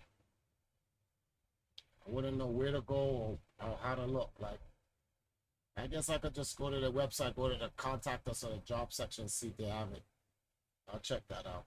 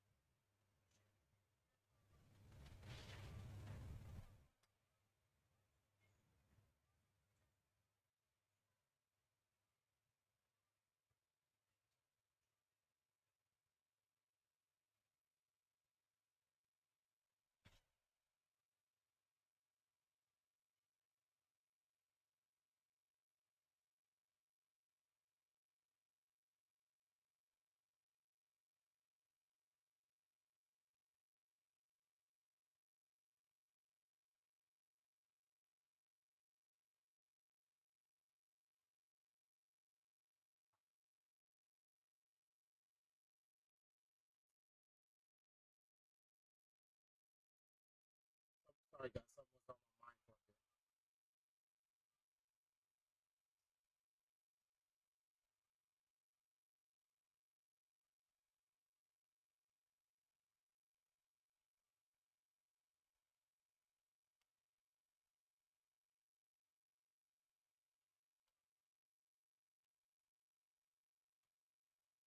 a bit. Okay.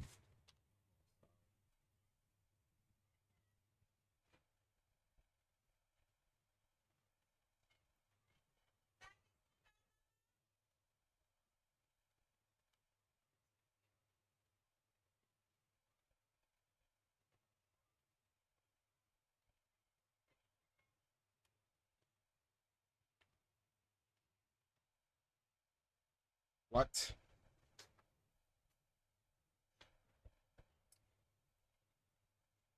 My mind is freaking blank, man. Mine is just it's not even there.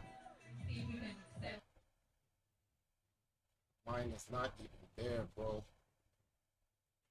This is me working on automatic right now. My brain is not even here. It's just automatic.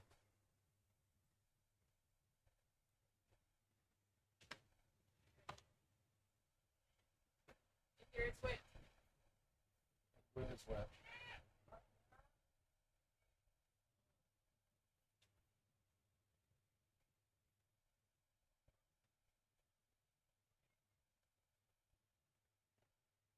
Yeah.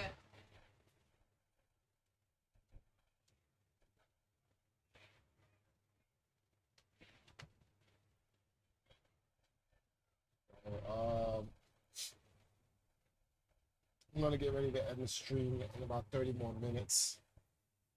And we have to look to what we're gonna find out to eat. Then we'll set up your stream.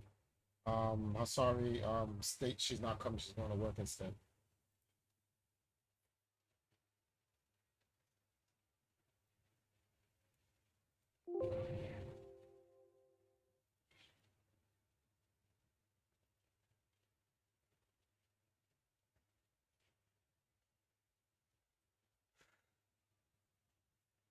Resources from Africa and the Middle East into China.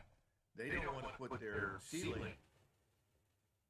What y'all gonna eat? Honestly, we can't get much today, so we're just gonna get some ramen. We have like 3 eggs left, so we're good for the night for some ramen.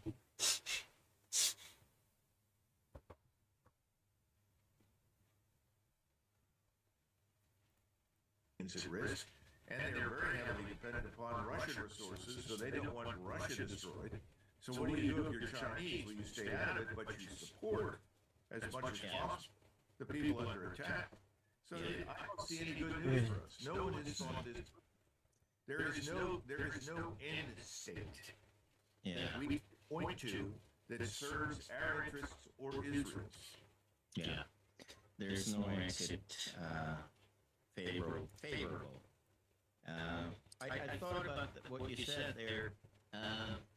Endless resources. Wasn't it Victoria Nuland that was made a statement recently, which said we can afford all of this. We can afford billions and billions to support our cause in various wars.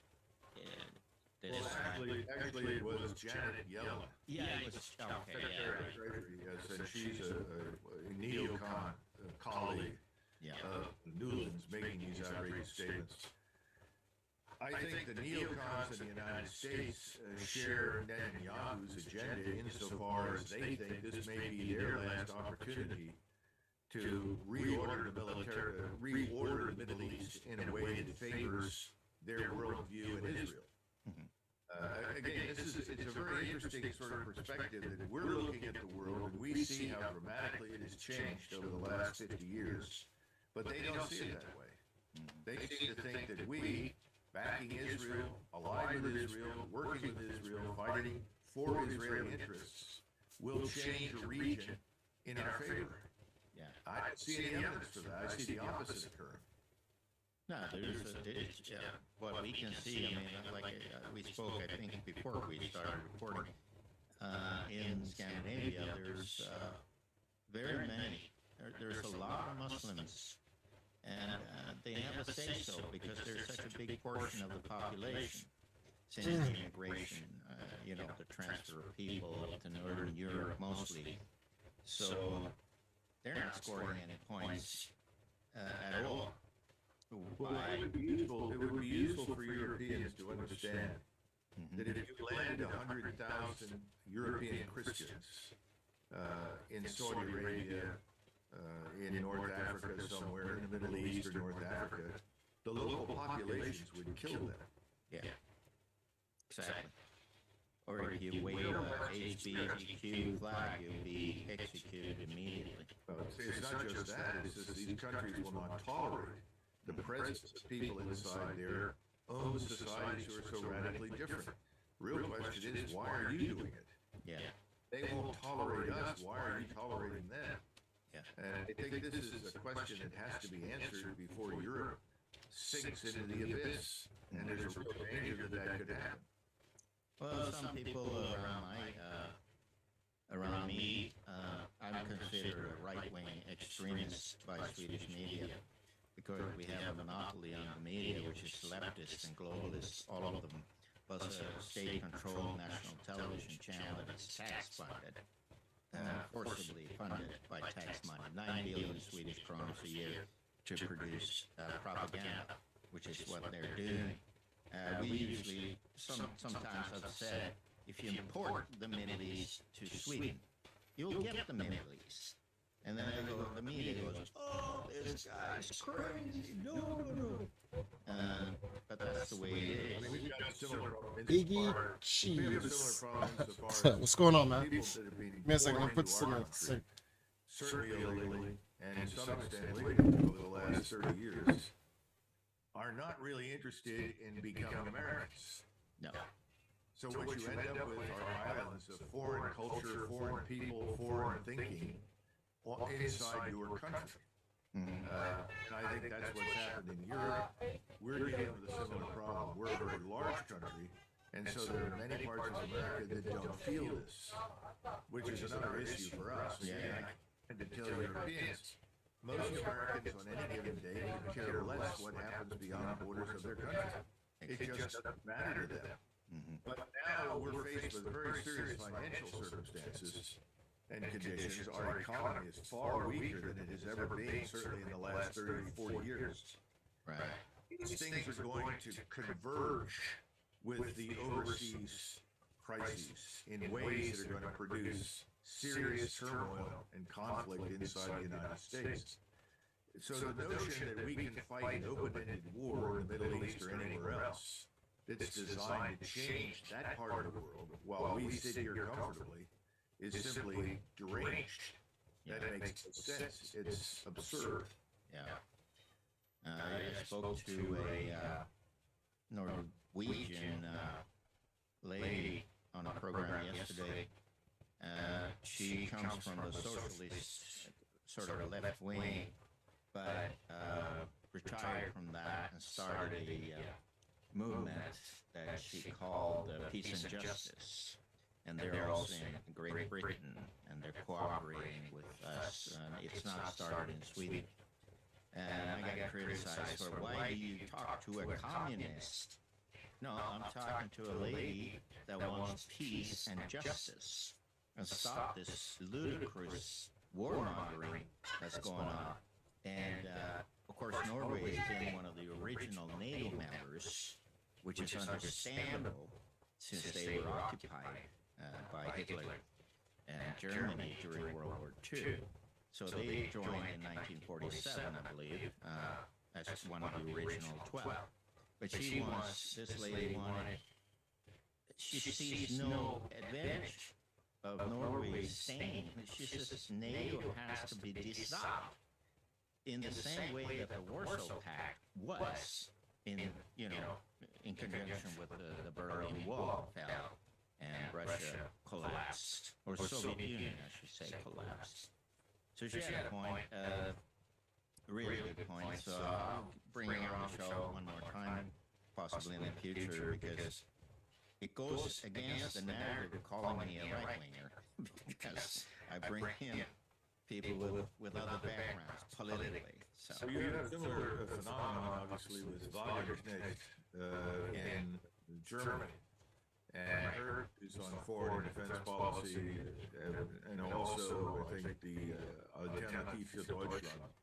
They do have a convergence of interest, and we live in republics, whether they're parliamentary or otherwise, in which you would hope that parties on the left and the right can find common ground. Yeah.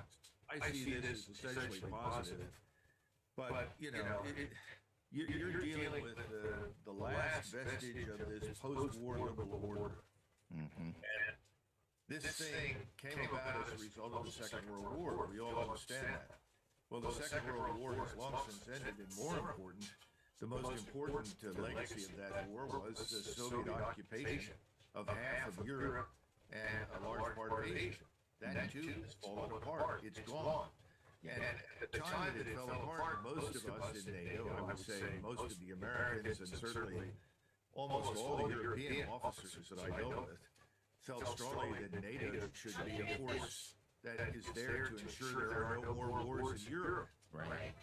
That's what we thought the thing was kept in existence. Yeah, well, it was, to prevent history repeating itself. Basically keeping Germany out of the possibility of starting something similar to what Hitler did. That was the idea, a peace alliance, an insurance policy. But, well, I think the Scandinavians continue to worry too much about the Germans, and I would argue that the Second World War in Scandinavia needs a re-examination. There is not much truth in what is stated about the Germans during the Second World War in Scandinavia. But beyond that, the problem is that now this has switched to this absurd picture of Russia as a just evil dictatorship. It might as well be Hitlerite Russia now. And Russia is not right, and it certainly isn't communist. And I see no evidence that the Russians have any interest whatsoever in occupying Norway. Or anybody else in Eastern Europe, because it's bad for business. Yeah, that's another thing. I don't feel too good. It's like I have a cold.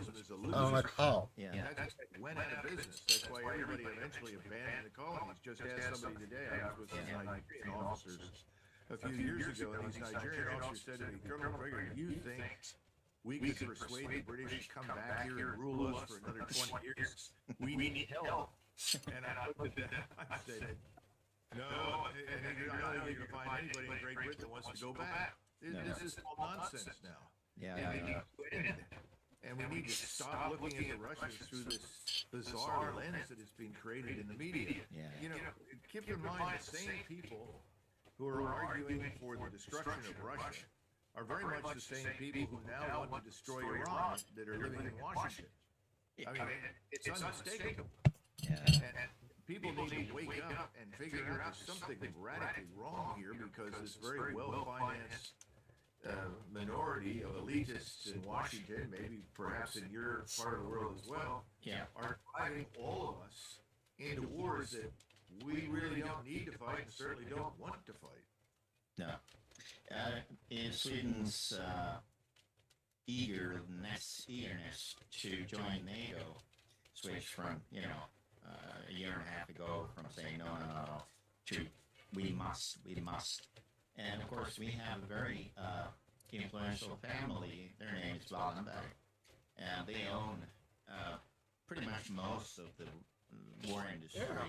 Sweden has always had a formidable fighter jets, weapon systems of our own. About ABB is a big company. Ericsson Communication owns big parts of Raytheon, General Dynamics, and are involved in this industry. So my personal opinion about the switch from staying neutral that Sweden has been for 200 years plus to suddenly lobby to get into NATO and applying and trying everything they have to convince people that this is a good idea. Of course, Viktor Orban in Hungary and Erdogan in Turkey has been a bit reluctant to let Sweden in. If I have a feeling something bad's going to happen, religious reasons. I don't have a feeling something bad's going to happen. Something bad's going to happen. Like, come on, man. Do you not see what's going on in the world? Do you not hear what's going on the stream? And that has pissed him off. And whereas he says, no, I will not join, approve Sweden's NATO application. Well, there are two things that are worth mentioning. First of all, Swedes and Finns both need to ask themselves the following question. Having been neutral now for a very long time, how has that worked out? Has that just great? Yeah, has that been a disaster? Has it earned it Sweden or Finland? So if it hasn't, the question is, why change it? That's the first thing. The second part of this, and I think this is very important, when Eisenhower was president, he made several statements at the time that NATO was growing and expanding in the 1950s. He said, first of all, if NATO still exists 10 years after I leave office, he left office in 1960, well, we failed. We have failed. We don't want this alliance in perpetuity. And we don't want U.S. forces in Europe in perpetuity. Right. In other words, Europe should stand on its own, and within 10 years, we should reach a better arrangement with the Soviets. He subsequently wanted to use Austria and its neutrality as a model for most of Eastern Europe. Because, first of all, we can't defend all of these places. We don't have the resources. Right. It's better for them to be neutral. If they're neutral, that reduces the burden on us, and it restricts the areas that we have to defend if we ever have to go to war, which privately, I don't think he believed would be the case. No. Now, I think Eisenhower, in retrospect, was right, and I also think Eisenhower understood, because he had been through this terrible war, and he said over and over. Let me get some more rice. Hold on. He said, we Americans can never fight another war like that. I mean, it's just beyond our ability. We could never do what the Germans and the Soviets did in terms of sustaining losses and fighting. Impossible. Our business as Americans is to promote prosperity. Yeah. Not war. Exactly. To do business. We've gotten out of the business of promoting prosperity. It used to be, if you want prosperity at home, you need peace abroad. Yeah. We've taken a position now that our prosperity depends to some extent on war, which I think is fundamentally wrong. But if you look at our manufacturing base, which large numbers of very wealthy people in the United States in the 90s and late 80s exported to China for personal profit and gain, most of our so-called manufacturing that has any real export value tends to be military. Yeah. This is one of the reasons why our President Trump, who was so unpopular in Europe, was desperate to repatriate industry back to the United States to reduce our dependence on scientific, industrial, military power. Yeah. And also to promote employment and change the focus and direction of economic development. We still need to do that. But I'm afraid that at this point, the only way we're going to get there is to go broke. Yeah. And we're close. We're very close. Europeans don't understand this. The American brand in people's minds is still very strong in Europe. I get this all the time. Americans, they can do this. Americans can do it. I don't think they understand that we, like the Spanish Empire, the French Empire, the British Empire, are close to financial catastrophe. Yeah. I always ask the same question when people say to me, well, do you think the Americans will stay here for another 50 years? And I say, when did the British leave India? And they all look at me strangely, and I said, when their debt to GDP ratio was 240%, because they bankrupted themselves. Yeah, they couldn't afford to stay in India. That's it. But they bankrupted themselves in World War II. Yeah, And if you go back and look at the British focus at the time, they were worried about their empire, not you. Exactly. Because India was the big source of revenue. Yeah. And so they thought in terms of how do we protect the empire and fight the war in Europe on the cheap. It didn't work. We bankrupted them, the United States. We brought down the British Empire. And nobody understands that. I think maybe some of the British do today, but the truth is, we're doing it to ourselves now. And it's coming to an end. So Europeans really need to stop and look inwardly and think carefully about where do you want to end up at the moment when we're simply no longer there because we cannot afford it. All this talk from Yellen is nonsense. Yeah. Yeah, but the European Union is going the same way, unfortunately. They don't realize that now they're trying to call up another 500 billion euros, no, 500 billion kroners in deficit because there's a budget negotiation now, what they're going to do with the tax money in Europe until 2027, which is the coming period for their spending, and there's a deficit everywhere, and it's all based on credit. It's based on loans, created money. So, and the other thing that Europeans need to keep in mind is our experience with people inside the United States who are not Americans. In 1929, when the stock market crashed, in the years that followed, President Hoover signed an executive order deporting 9 million Mexicans. Wow. Now, did we deport the 9 million Mexicans because we don't like tacos and burritos and because we don't like their music and we Nope, don't like just couldn't Mexicans? afford to hold them. No, had nothing to do with it. We deported them to open up jobs for Americans who needed them. Now, the subsequent presidents deported another 5.5 million Mexicans. That's all the way up to 14.4. Again, it was a sensitivity 14.5. to employment at home, prosperity at home. What are you going to do, and what are we going to do when the economy shrinks? And we're headed in that direction here.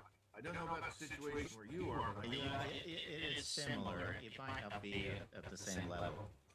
But I mean, I remember the story. I visited New York City many times, and I've been up in the Empire State Building several times and read about the history, why it was built so quickly, because the unemployment was so horrendous.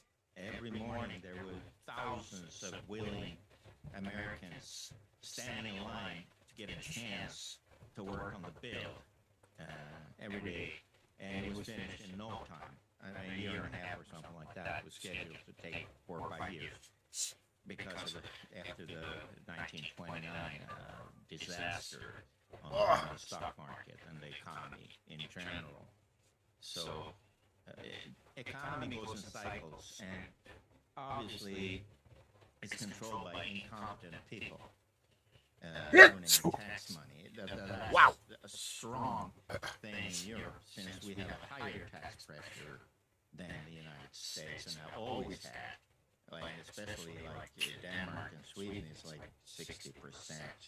Really, it's 80% when you calculate in all the taxes on gas, sales tax, 25% sales tax.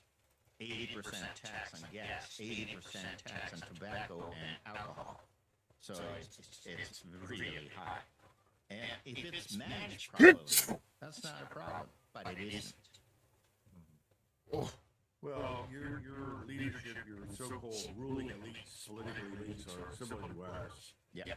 In one sense, it's very important.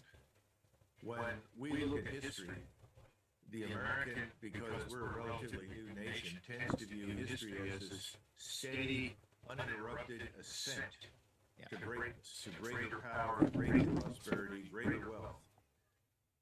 And I think you caught that particular disease, whereas your preceding elites historically understood that history really is very cyclical. And what they understood was that there are times when you are peaking and times when you are not, when you are moving downward. You want to protect yourself against the downward trends so that you can resume a better path into the future. All of the powers of the 19th century understood that. Whether it was Austria-Hungary or Germany or Russia, they understood this is a cyclical problem. We have to learn to live with it and deal with it. We've forgotten that because we never knew it. We don't see any cycles. It's just Well, we have 1929. yeah, but that's sort of dismissed out of hand as an anomaly. So, and that'll never happen again. Yeah, well, stand by. We like to say we have never defaulted. But in 1934 and in 1936, Franklin Roosevelt, in fact, did it. He defaulted. What he did is he sent his representatives to our creditors and said, we can't get on with life paying the kind of installments that you are demanding. If you will adjust our payments, we can do better. And so we restructured our debt. So the notion that we never had a problem is wrong. Now, the only way we can survive this to restructure our debt is that if we're willing to cut spending. Because the creditor wants to see evidence that you're willing to do what is necessary to put your government and your society on a sound financial footing. Yeah. Well, there's no evidence for that. We'll cut anything. We're spending more now. Somebody said we've piled another 1.5 trillion in debt on top of everything we have just within the last few months. I mean, this cannot go on. It'll come to an end somehow. All right, we've been overtime now, so I know you have a busy schedule, Colonel. So if you have a final say, my final saying is thank you very much for taking your time out of your busy schedule and show up on this minuscule Swedish channel, but I do have a few viewers that appreciate these programs. Well, do what you can to persuade your government of the criticality of urging a ceasefire and peace, however unhappy that may make the Israelis or anyone else. Because if we can get a ceasefire, perhaps we can derail the train which is headed into a regional war, which I see as being fundamentally antithetical to our interests as well as everyone in the regions. And the second thing is that we Americans have tended to forget that your first rule of strategy is that you must always maintain your power, your strength, your independence. If you fail to do so, you become hostage to the fortunes of others, and ultimately you may lose everything. Again, going back to the world that existed before 1914, that's something Europeans understood and did it very effectively. We're not doing it right now, and as a result, our country is headed into a very serious crisis. So I hope you can profit from those two things, and you know, Sweden has always had a reputation for being an advocate for peace, Exactly. an advocate for resolution of conflict, and a willingness to engage to do that. I would welcome that again. Yeah, I would too, and I'll keep on fighting over here on my end. Thank you very much, Colonel, and I'll sound like a Canadian. I'll say good day. Okay. Good luck. Bye-bye. Bye.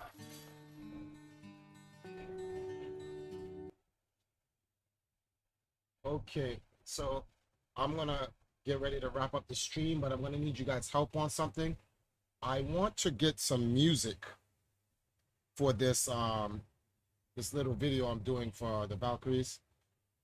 I need does anyone in here know of a popular anime made like the, you know, the made and the animes that have like maids in it and shit like that, but they have a good soundtrack that I can put for it? Hold on.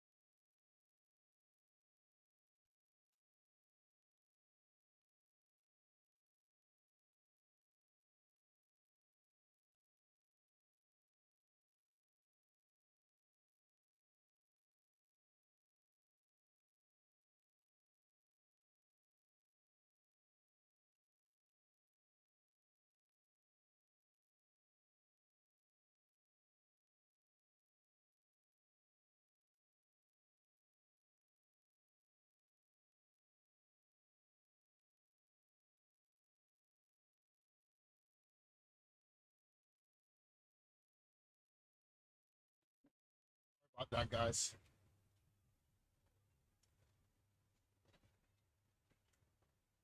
Hey, Dwayne, what's up? Been a minute since I was able to catch a stream. I'm trying to find some anime made OST.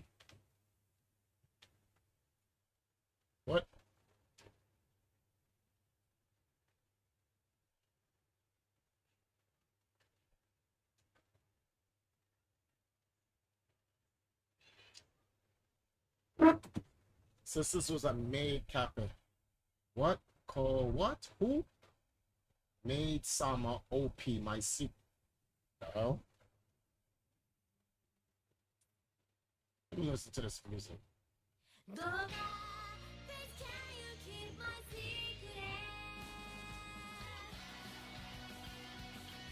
This is in Spanish? Cool. What? Okay. What the hell is this? Boy. English. Can I see English? English translation, please.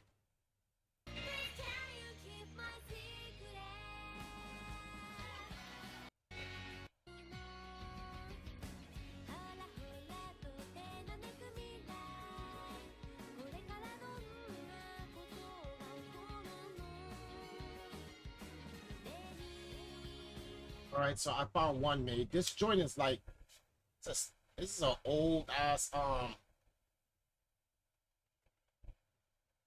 supposedly an old ass anime. All right, we'll use some of it. Let me see what the opening looks like again now. Whoa.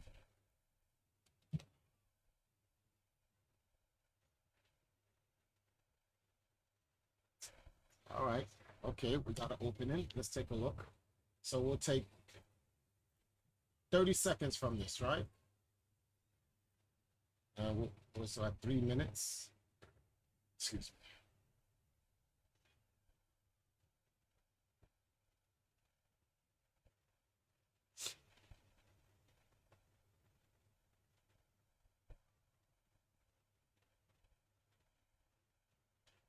How long is this video?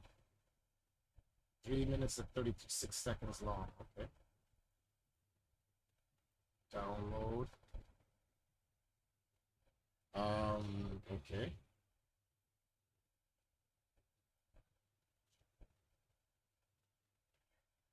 It's the latest, Dwayne. The latest is crazy, bro. That's what the latest is.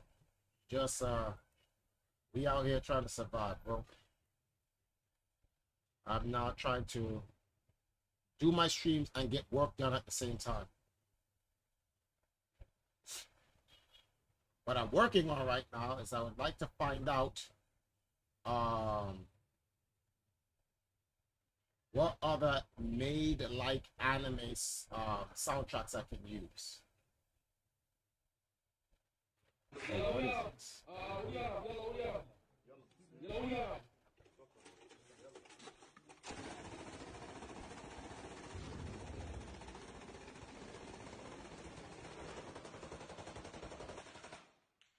What the freak? My man just peeled off. 5 minutes later, they realized there were no virgins. Wow. People got something always to say.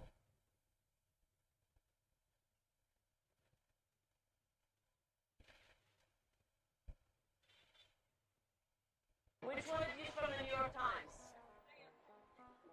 You know there's only two genders, right? There's only two genders, and they know that in Iowa. I challenge the New York Times reporter and the Washington Post reporter to try to milk a cow and then try to milk a bull and see how that goes. Which one of you is from the New York Times? Wow. Africa isn't the most special. Yeah. I just met this woman and she does jujitsu. And she was saying that she did it so that she could feel empowered and she could protect herself. And I was just like, I work with one of the deadliest men in like world, and the way that he described it to me, because I took a self-defense class, he's like, that's adorable that you think that that's going to do anything if there's a man that wants to take you down. Oh, I disagree. Really? Yeah, every woman, I think, should do jiu-jitsu to some capacity, because if it's an untrained person attacking you, it could be a big, strong male. Jiu-jitsu is made for a smaller person to be able to defeat a bigger person. A girl's on the ground in, like, let's call it missionary position, like where they're going to get raped. There's a position for that. It's called the guard. From there, you can control someone's hips. You can break their posture, pull their head down, where they can't be up here punching at you, because you can pull their head down and control their arms, control their head, keep them kind of at least subdued until they can scream for help and someone can come and help. And minimize They damage. could stall, or they could choke him out. I just met this woman and Oh, she word? does jujitsu. What the hell did I find in my backyard? If you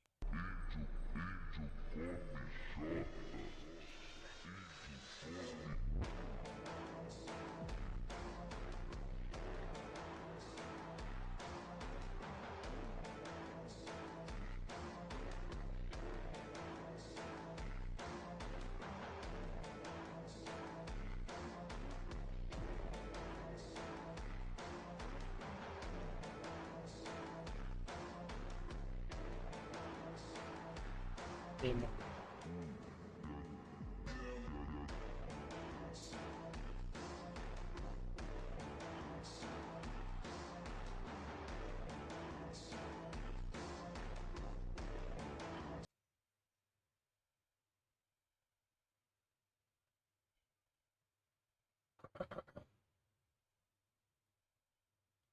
All right, I downloaded that, right? So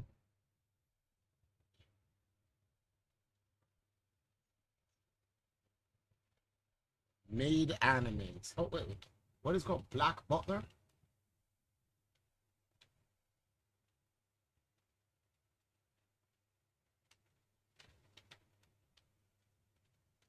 Let's see. It's not a oh. Oh, let's.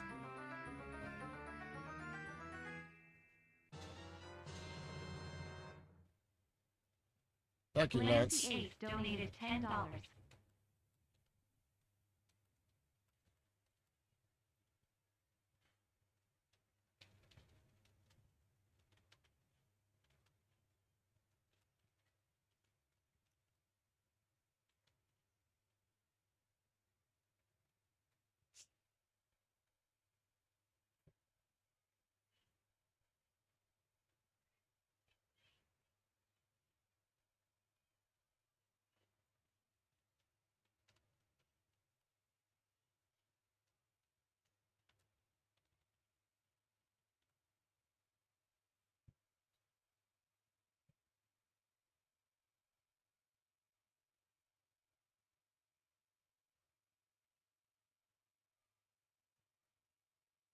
Black Butler.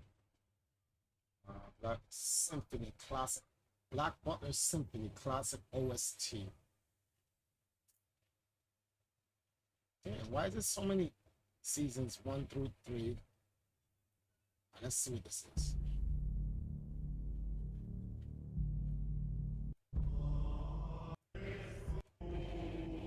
What the fuck? Bro.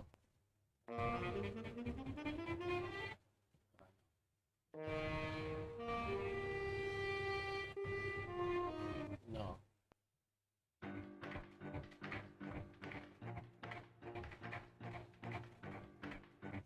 No.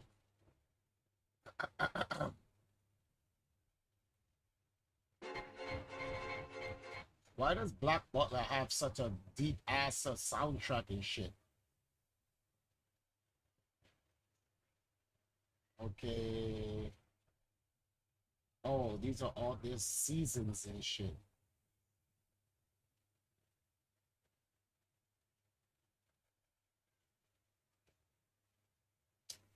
The first thing I need to do is type in. Wait a minute. Let's keep it game oriented.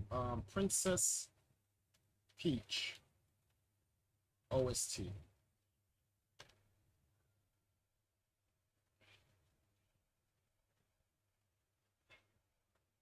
Let's go through all the different soundtracks of Princess Peach. What?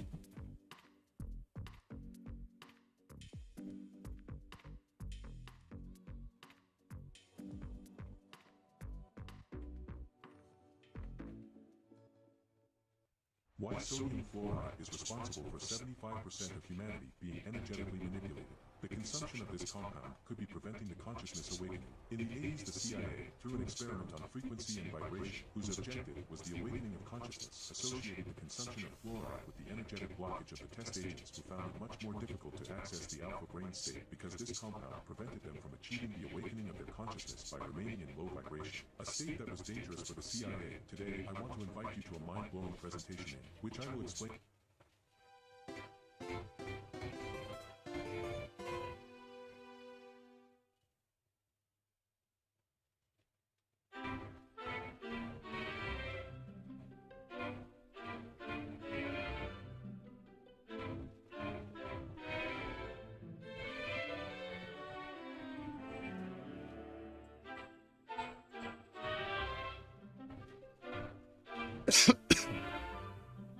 Actually, this actually works. I'm going to use that as the opening. Probably use a whole minute of it. Let me see something. Wow. I don't think I'm going to have a chance to go to the supermarket if I don't get out of here.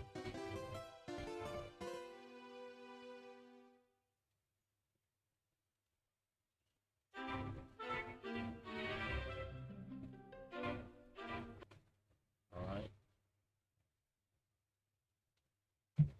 Niall?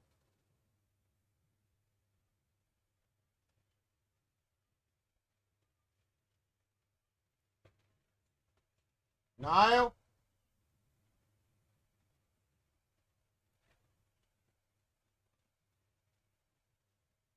We want to get, we gotta, if we're gonna go, we have to go in like 15 minutes.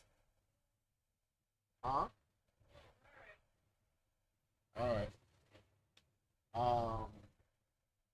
Okay.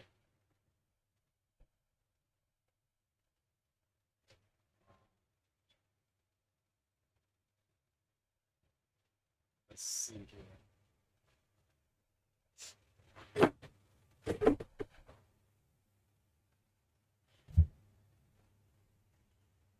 All right. Did I download it?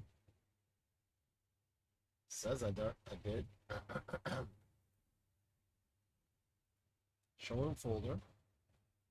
Bring that all the way over here. Ooh, excuse me. I'm only trying to get 3 songs in here.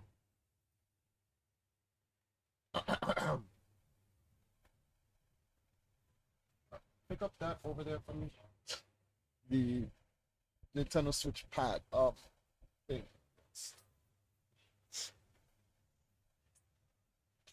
Okay. I'm gonna need you to do the voiceover soon. Let's see how this looks, guys.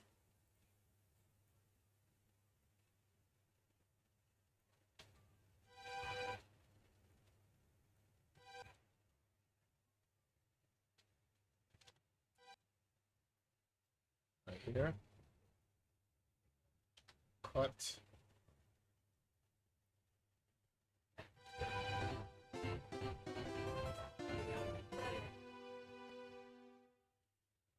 Oh.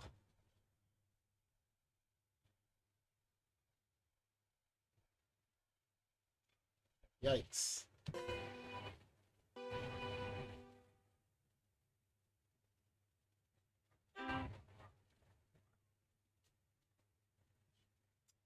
That's a problem. There was any way to make this intro longer.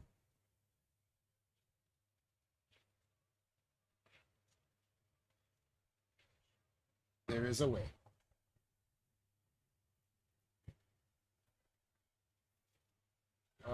Made in Butler Cafe has a thumbnail.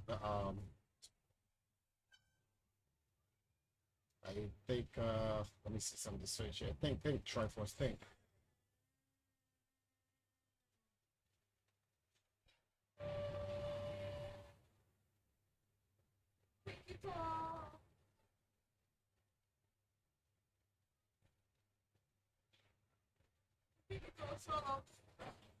Bye. You see? I don't know if you can see it, but there's a big pink mark on it. This? What is this? This? Maybe I'm working on something that's sweet. It's sewing machine. Okay. Yeah, machine is not.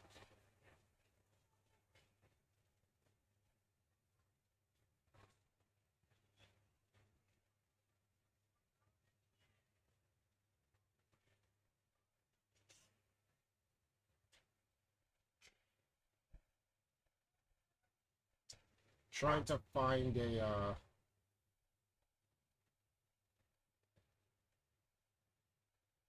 I think we could use this. Could we? Yeah. Do we have? Yeah, we do. Finding it is going to be a pain in the ass, though.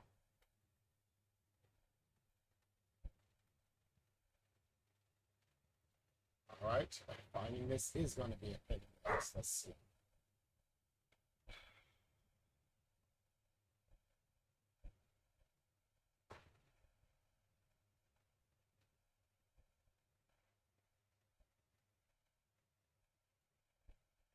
Not in this folder.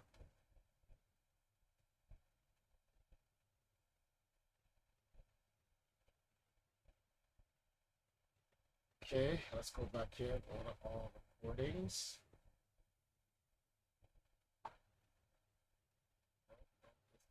TikTok. Okay, found it.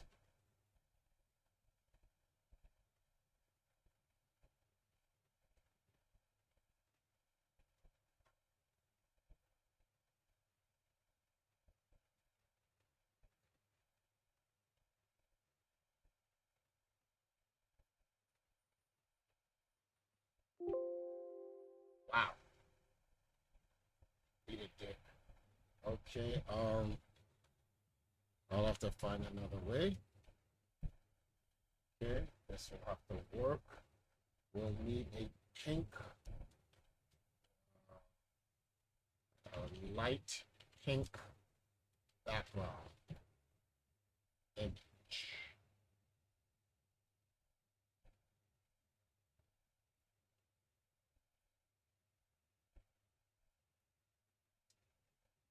Save image as, where is this? An ADF file, what the hell? I just hate when things just can't just be normal. Like, why you gotta be so damn difficult? Save images. Can I get a JPEG? Why is it saving as an AVF file? What is this nonsense? I put it, okay. JPEG. How about that, huh? Stupid ass shit. Give me all these weird ass freaking colors.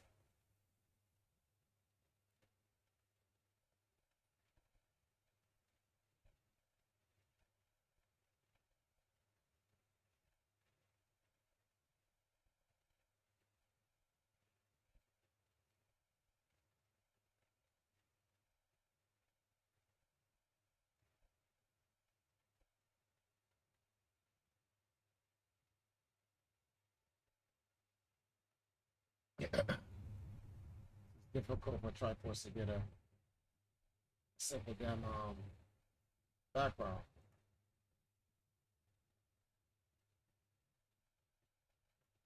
Okay. Oh, that's right. I can't bring that in. That's a video.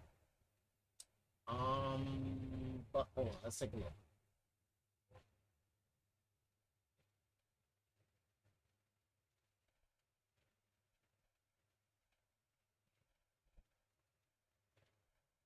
Let's take a look.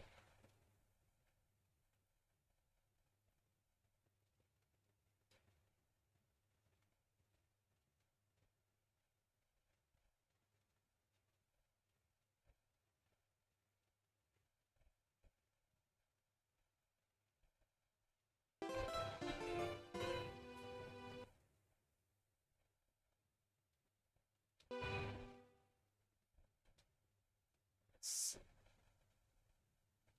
Rotation 90 degrees. Thank you. I'll put that inside there so it'll come. All right. So the Benjamin is where it would fade into this, right?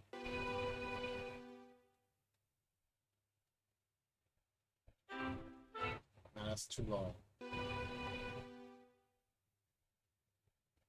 Go black and then. Okay. Oh, that's a good start. Okay. We can work with this. We can work with this. Let me see something.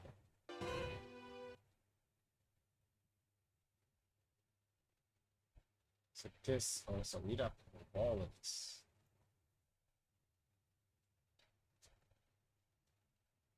Yep. All right.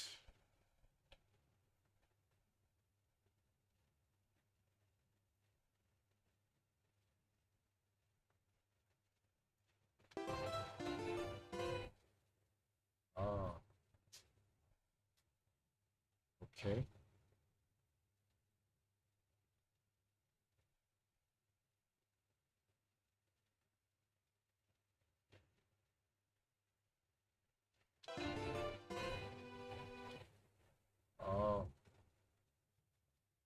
Take that away.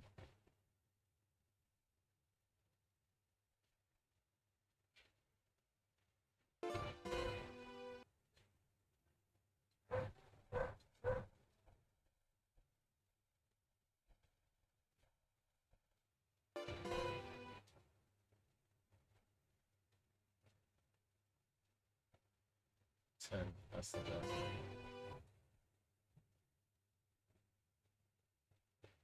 Okay, no. Pull that back, pull that back. Yep, it's gonna have to be like that, bro. Like that.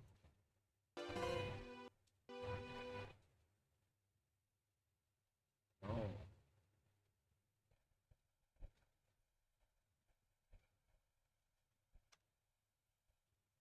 What?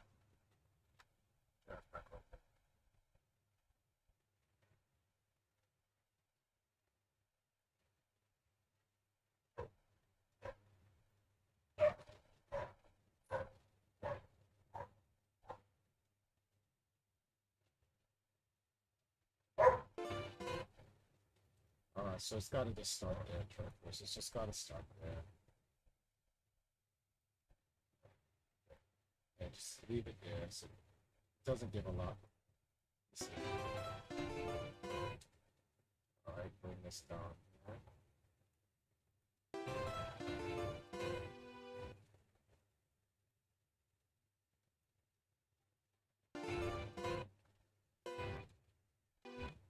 And now we gotta put up the image here. Okay. So now to get this damn image to even work, here.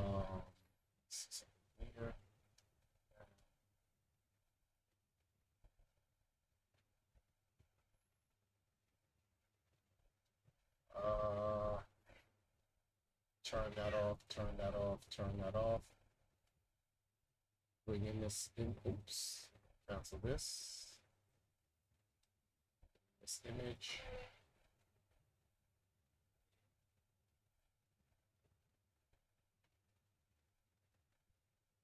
What? What the?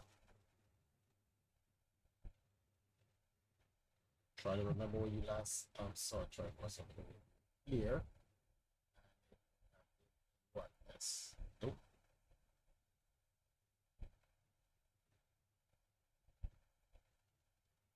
Is it this?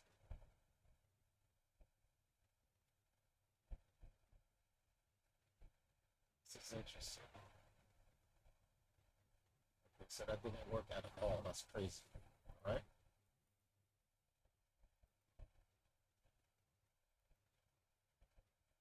Right? So we're back here. Let's use this. Let's see if it works. Thank you.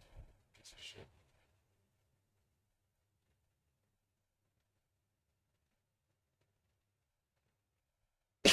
All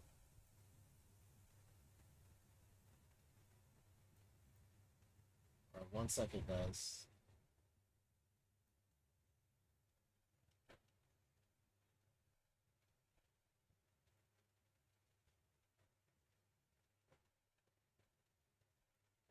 Thank you.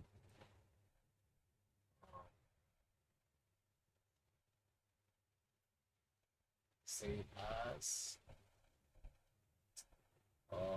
Bam, bam, bam, bam, bam. When I'm done with the music, I need you to look over it, over the music, and then come up with the. You're gonna have to narrate it yourself, okay?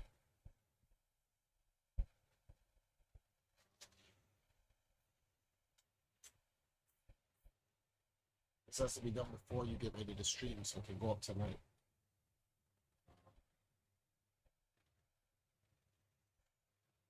One second, guys. I'm thinking. Okay.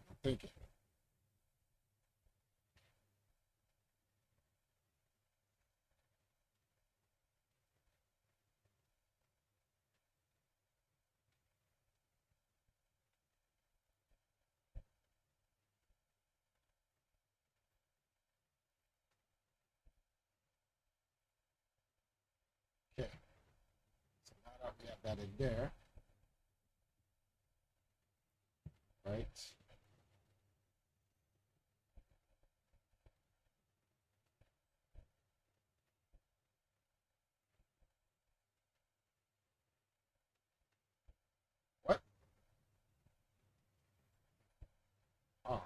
Okay. Mistake.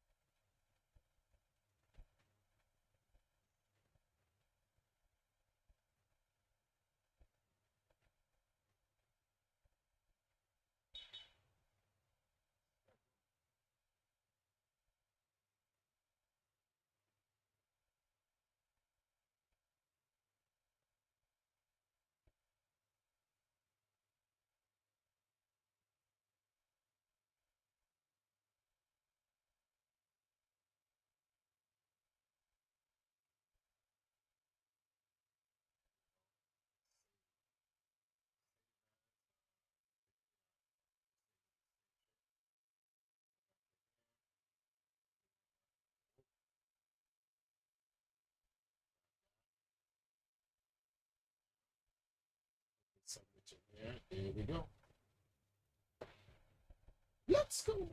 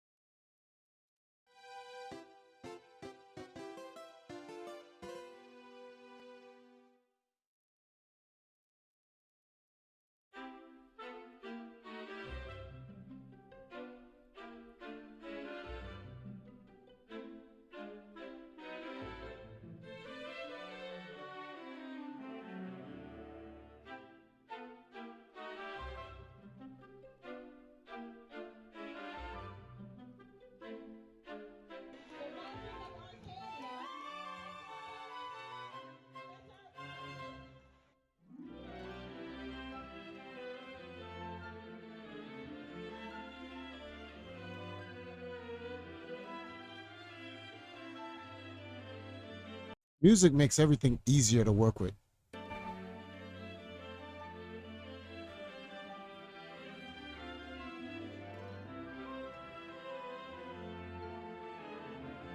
Obviously, I will lower this down so you can talk over it.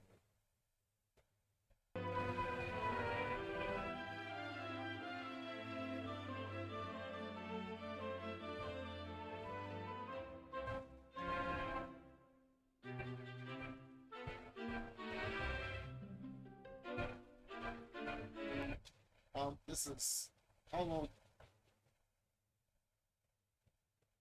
How long into this are we? Oh, a minute and change. I wonder if I should stop it at this and change the song.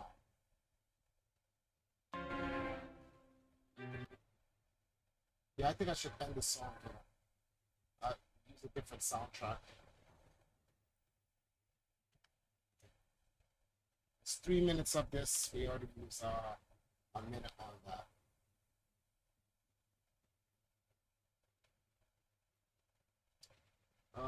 Let's check out the chat, see what you guys are saying. Hey, Kuma, how did you find this year overall? Overall, it was okay. Nothing too special, nothing too I don't know. It's kind of hard to say because of today. I'm just not feeling well. I'm a little bit under the weather, which is random for me. And I got a bunch of work I'm trying to catch up to and all types of random nonsense I got to deal with. Top 3 movies you have seen this year. Movies that I saw this year. Super Mario came out this year. That was godlike. Huh?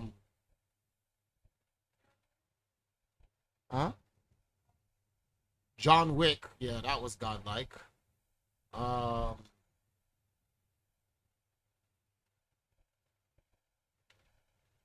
think Super Mario was number 1 for me. John Wick was number 2. What was my 3rd movie so far? The Nun 2. No, I'm just playing. That shit was hot garbage. Hold on. What else did we see this year? Oh, my nose. What else did we go out to see this year? We went saw Mario. We saw John Wick. And then what else? Five Nights at Freddy was okay, but not top 3. It's not The Nun. The Nun was absolute dog shit. But I guess if you're just saying movies overall, like it doesn't matter where I seen them. I'm gonna put Equalizer 3 at number 3.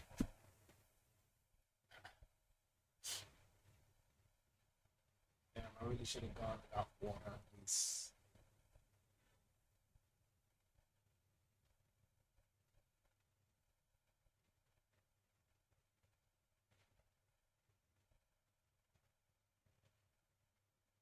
You want while I go and get some water, you go over this.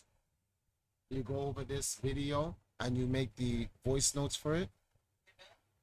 Well, I'll have to just put the music in, but I can put the music in after you do it. It'll give me 20 minutes to run out and grab water. All right. Because I have the stream running. I want to end it when I come back. All right, guys, listen up. Oh, wow. No, I should just end it, period. It's going on 3 hours. All right, guys. I'll tell you what. I'm going to run out and try to go grab some water real quick before the supermarket closes. I like 19 minutes. I'm going to be back on a little bit later on tonight because I have to finish up a proposal that was supposed to be out on Monday. So I'll come back with part 2 of the stream, more work. So while I'm working overnight, I'll have that done and I can put it on. I can go to sleep and wake up late tomorrow with no problems. So I'm going to run out, go grab some water so we have something to drink for the night. And then thank you guys for coming through, chilling with me. Thanks for the heads up, everybody. Kuma, Dwayne, that boy, Big Cheese, Gary, Storm. What's the guy? Shadow Master. I had no ideal. What COVID? Reg. Who else? The ends of that called X Gaming. Kisan. Robin. Drop Top. Annika. Nestor. M. Rowe. Mad Monkey, thank you for coming through. Thanks all you guys. M Gamer, thank you as well. I'll see you guys all tonight for a late night. Probably be up for another 3 hours to finish that proposal. And I'll check you guys out later. Peace.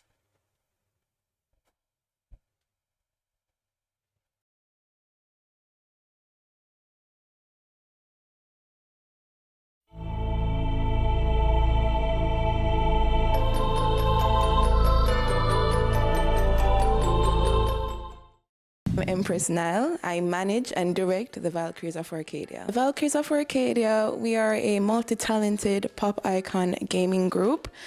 Each Valkyrie has specific talents. For example, we have Hasari, she's our dance coordinator.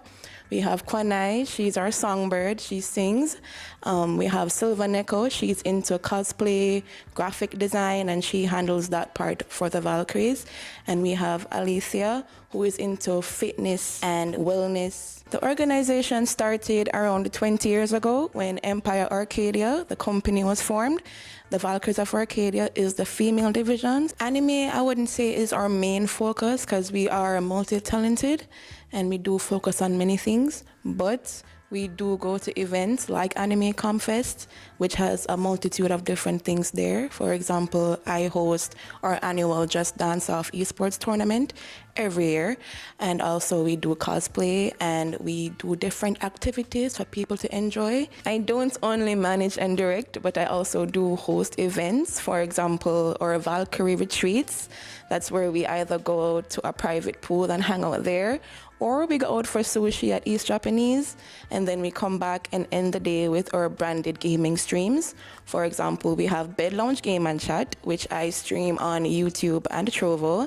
There we dress all cute and sexy in bed while having fun streaming our favorite video games. It is literally my life. It's work, but it's also very fun. I work in the television entertainment industry, where I also perform in music videos. I host entertainment shows, and I was also the host for Jamaica's only video game TV show, the Lab Video Game TV. I'm also currently working on the Valkyrie's very own reality TV show for Jamaica. There you can get a real inside look into how we live our lives. So it's real, this is real. Jamaica is slowly opening up to anime, pop culture on a whole. A few years ago, it would be seen as little pitney something, go take up your book. But now, thanks to the internet and outside influence, of course, people are seeing that it's more of a career. It can be a very viable part, and Jamaica is also so rich in culture. So if we could mesh our culture with pop culture, anime, thanks to Anime Comfest and other events like that, Jamaican public are slowly opening up to it. And what I would like to see more of, we're kind of already doing it because people are opening up to anime. We're fine walking out in public in our cosplay so far. They're opening up. And the only thing I would like to change is the speed, but it is happening. Looking good is also a part of the job, which is why I'm an ambassador and a model for the digital, international, and print product of Jamaica magazine. Yeah, we even got our own exclusive magazine. You can find me pretty much everywhere on YouTube, Twitter, Instagram, all the socials at Empress Nile. That's EMPR3SS Nile.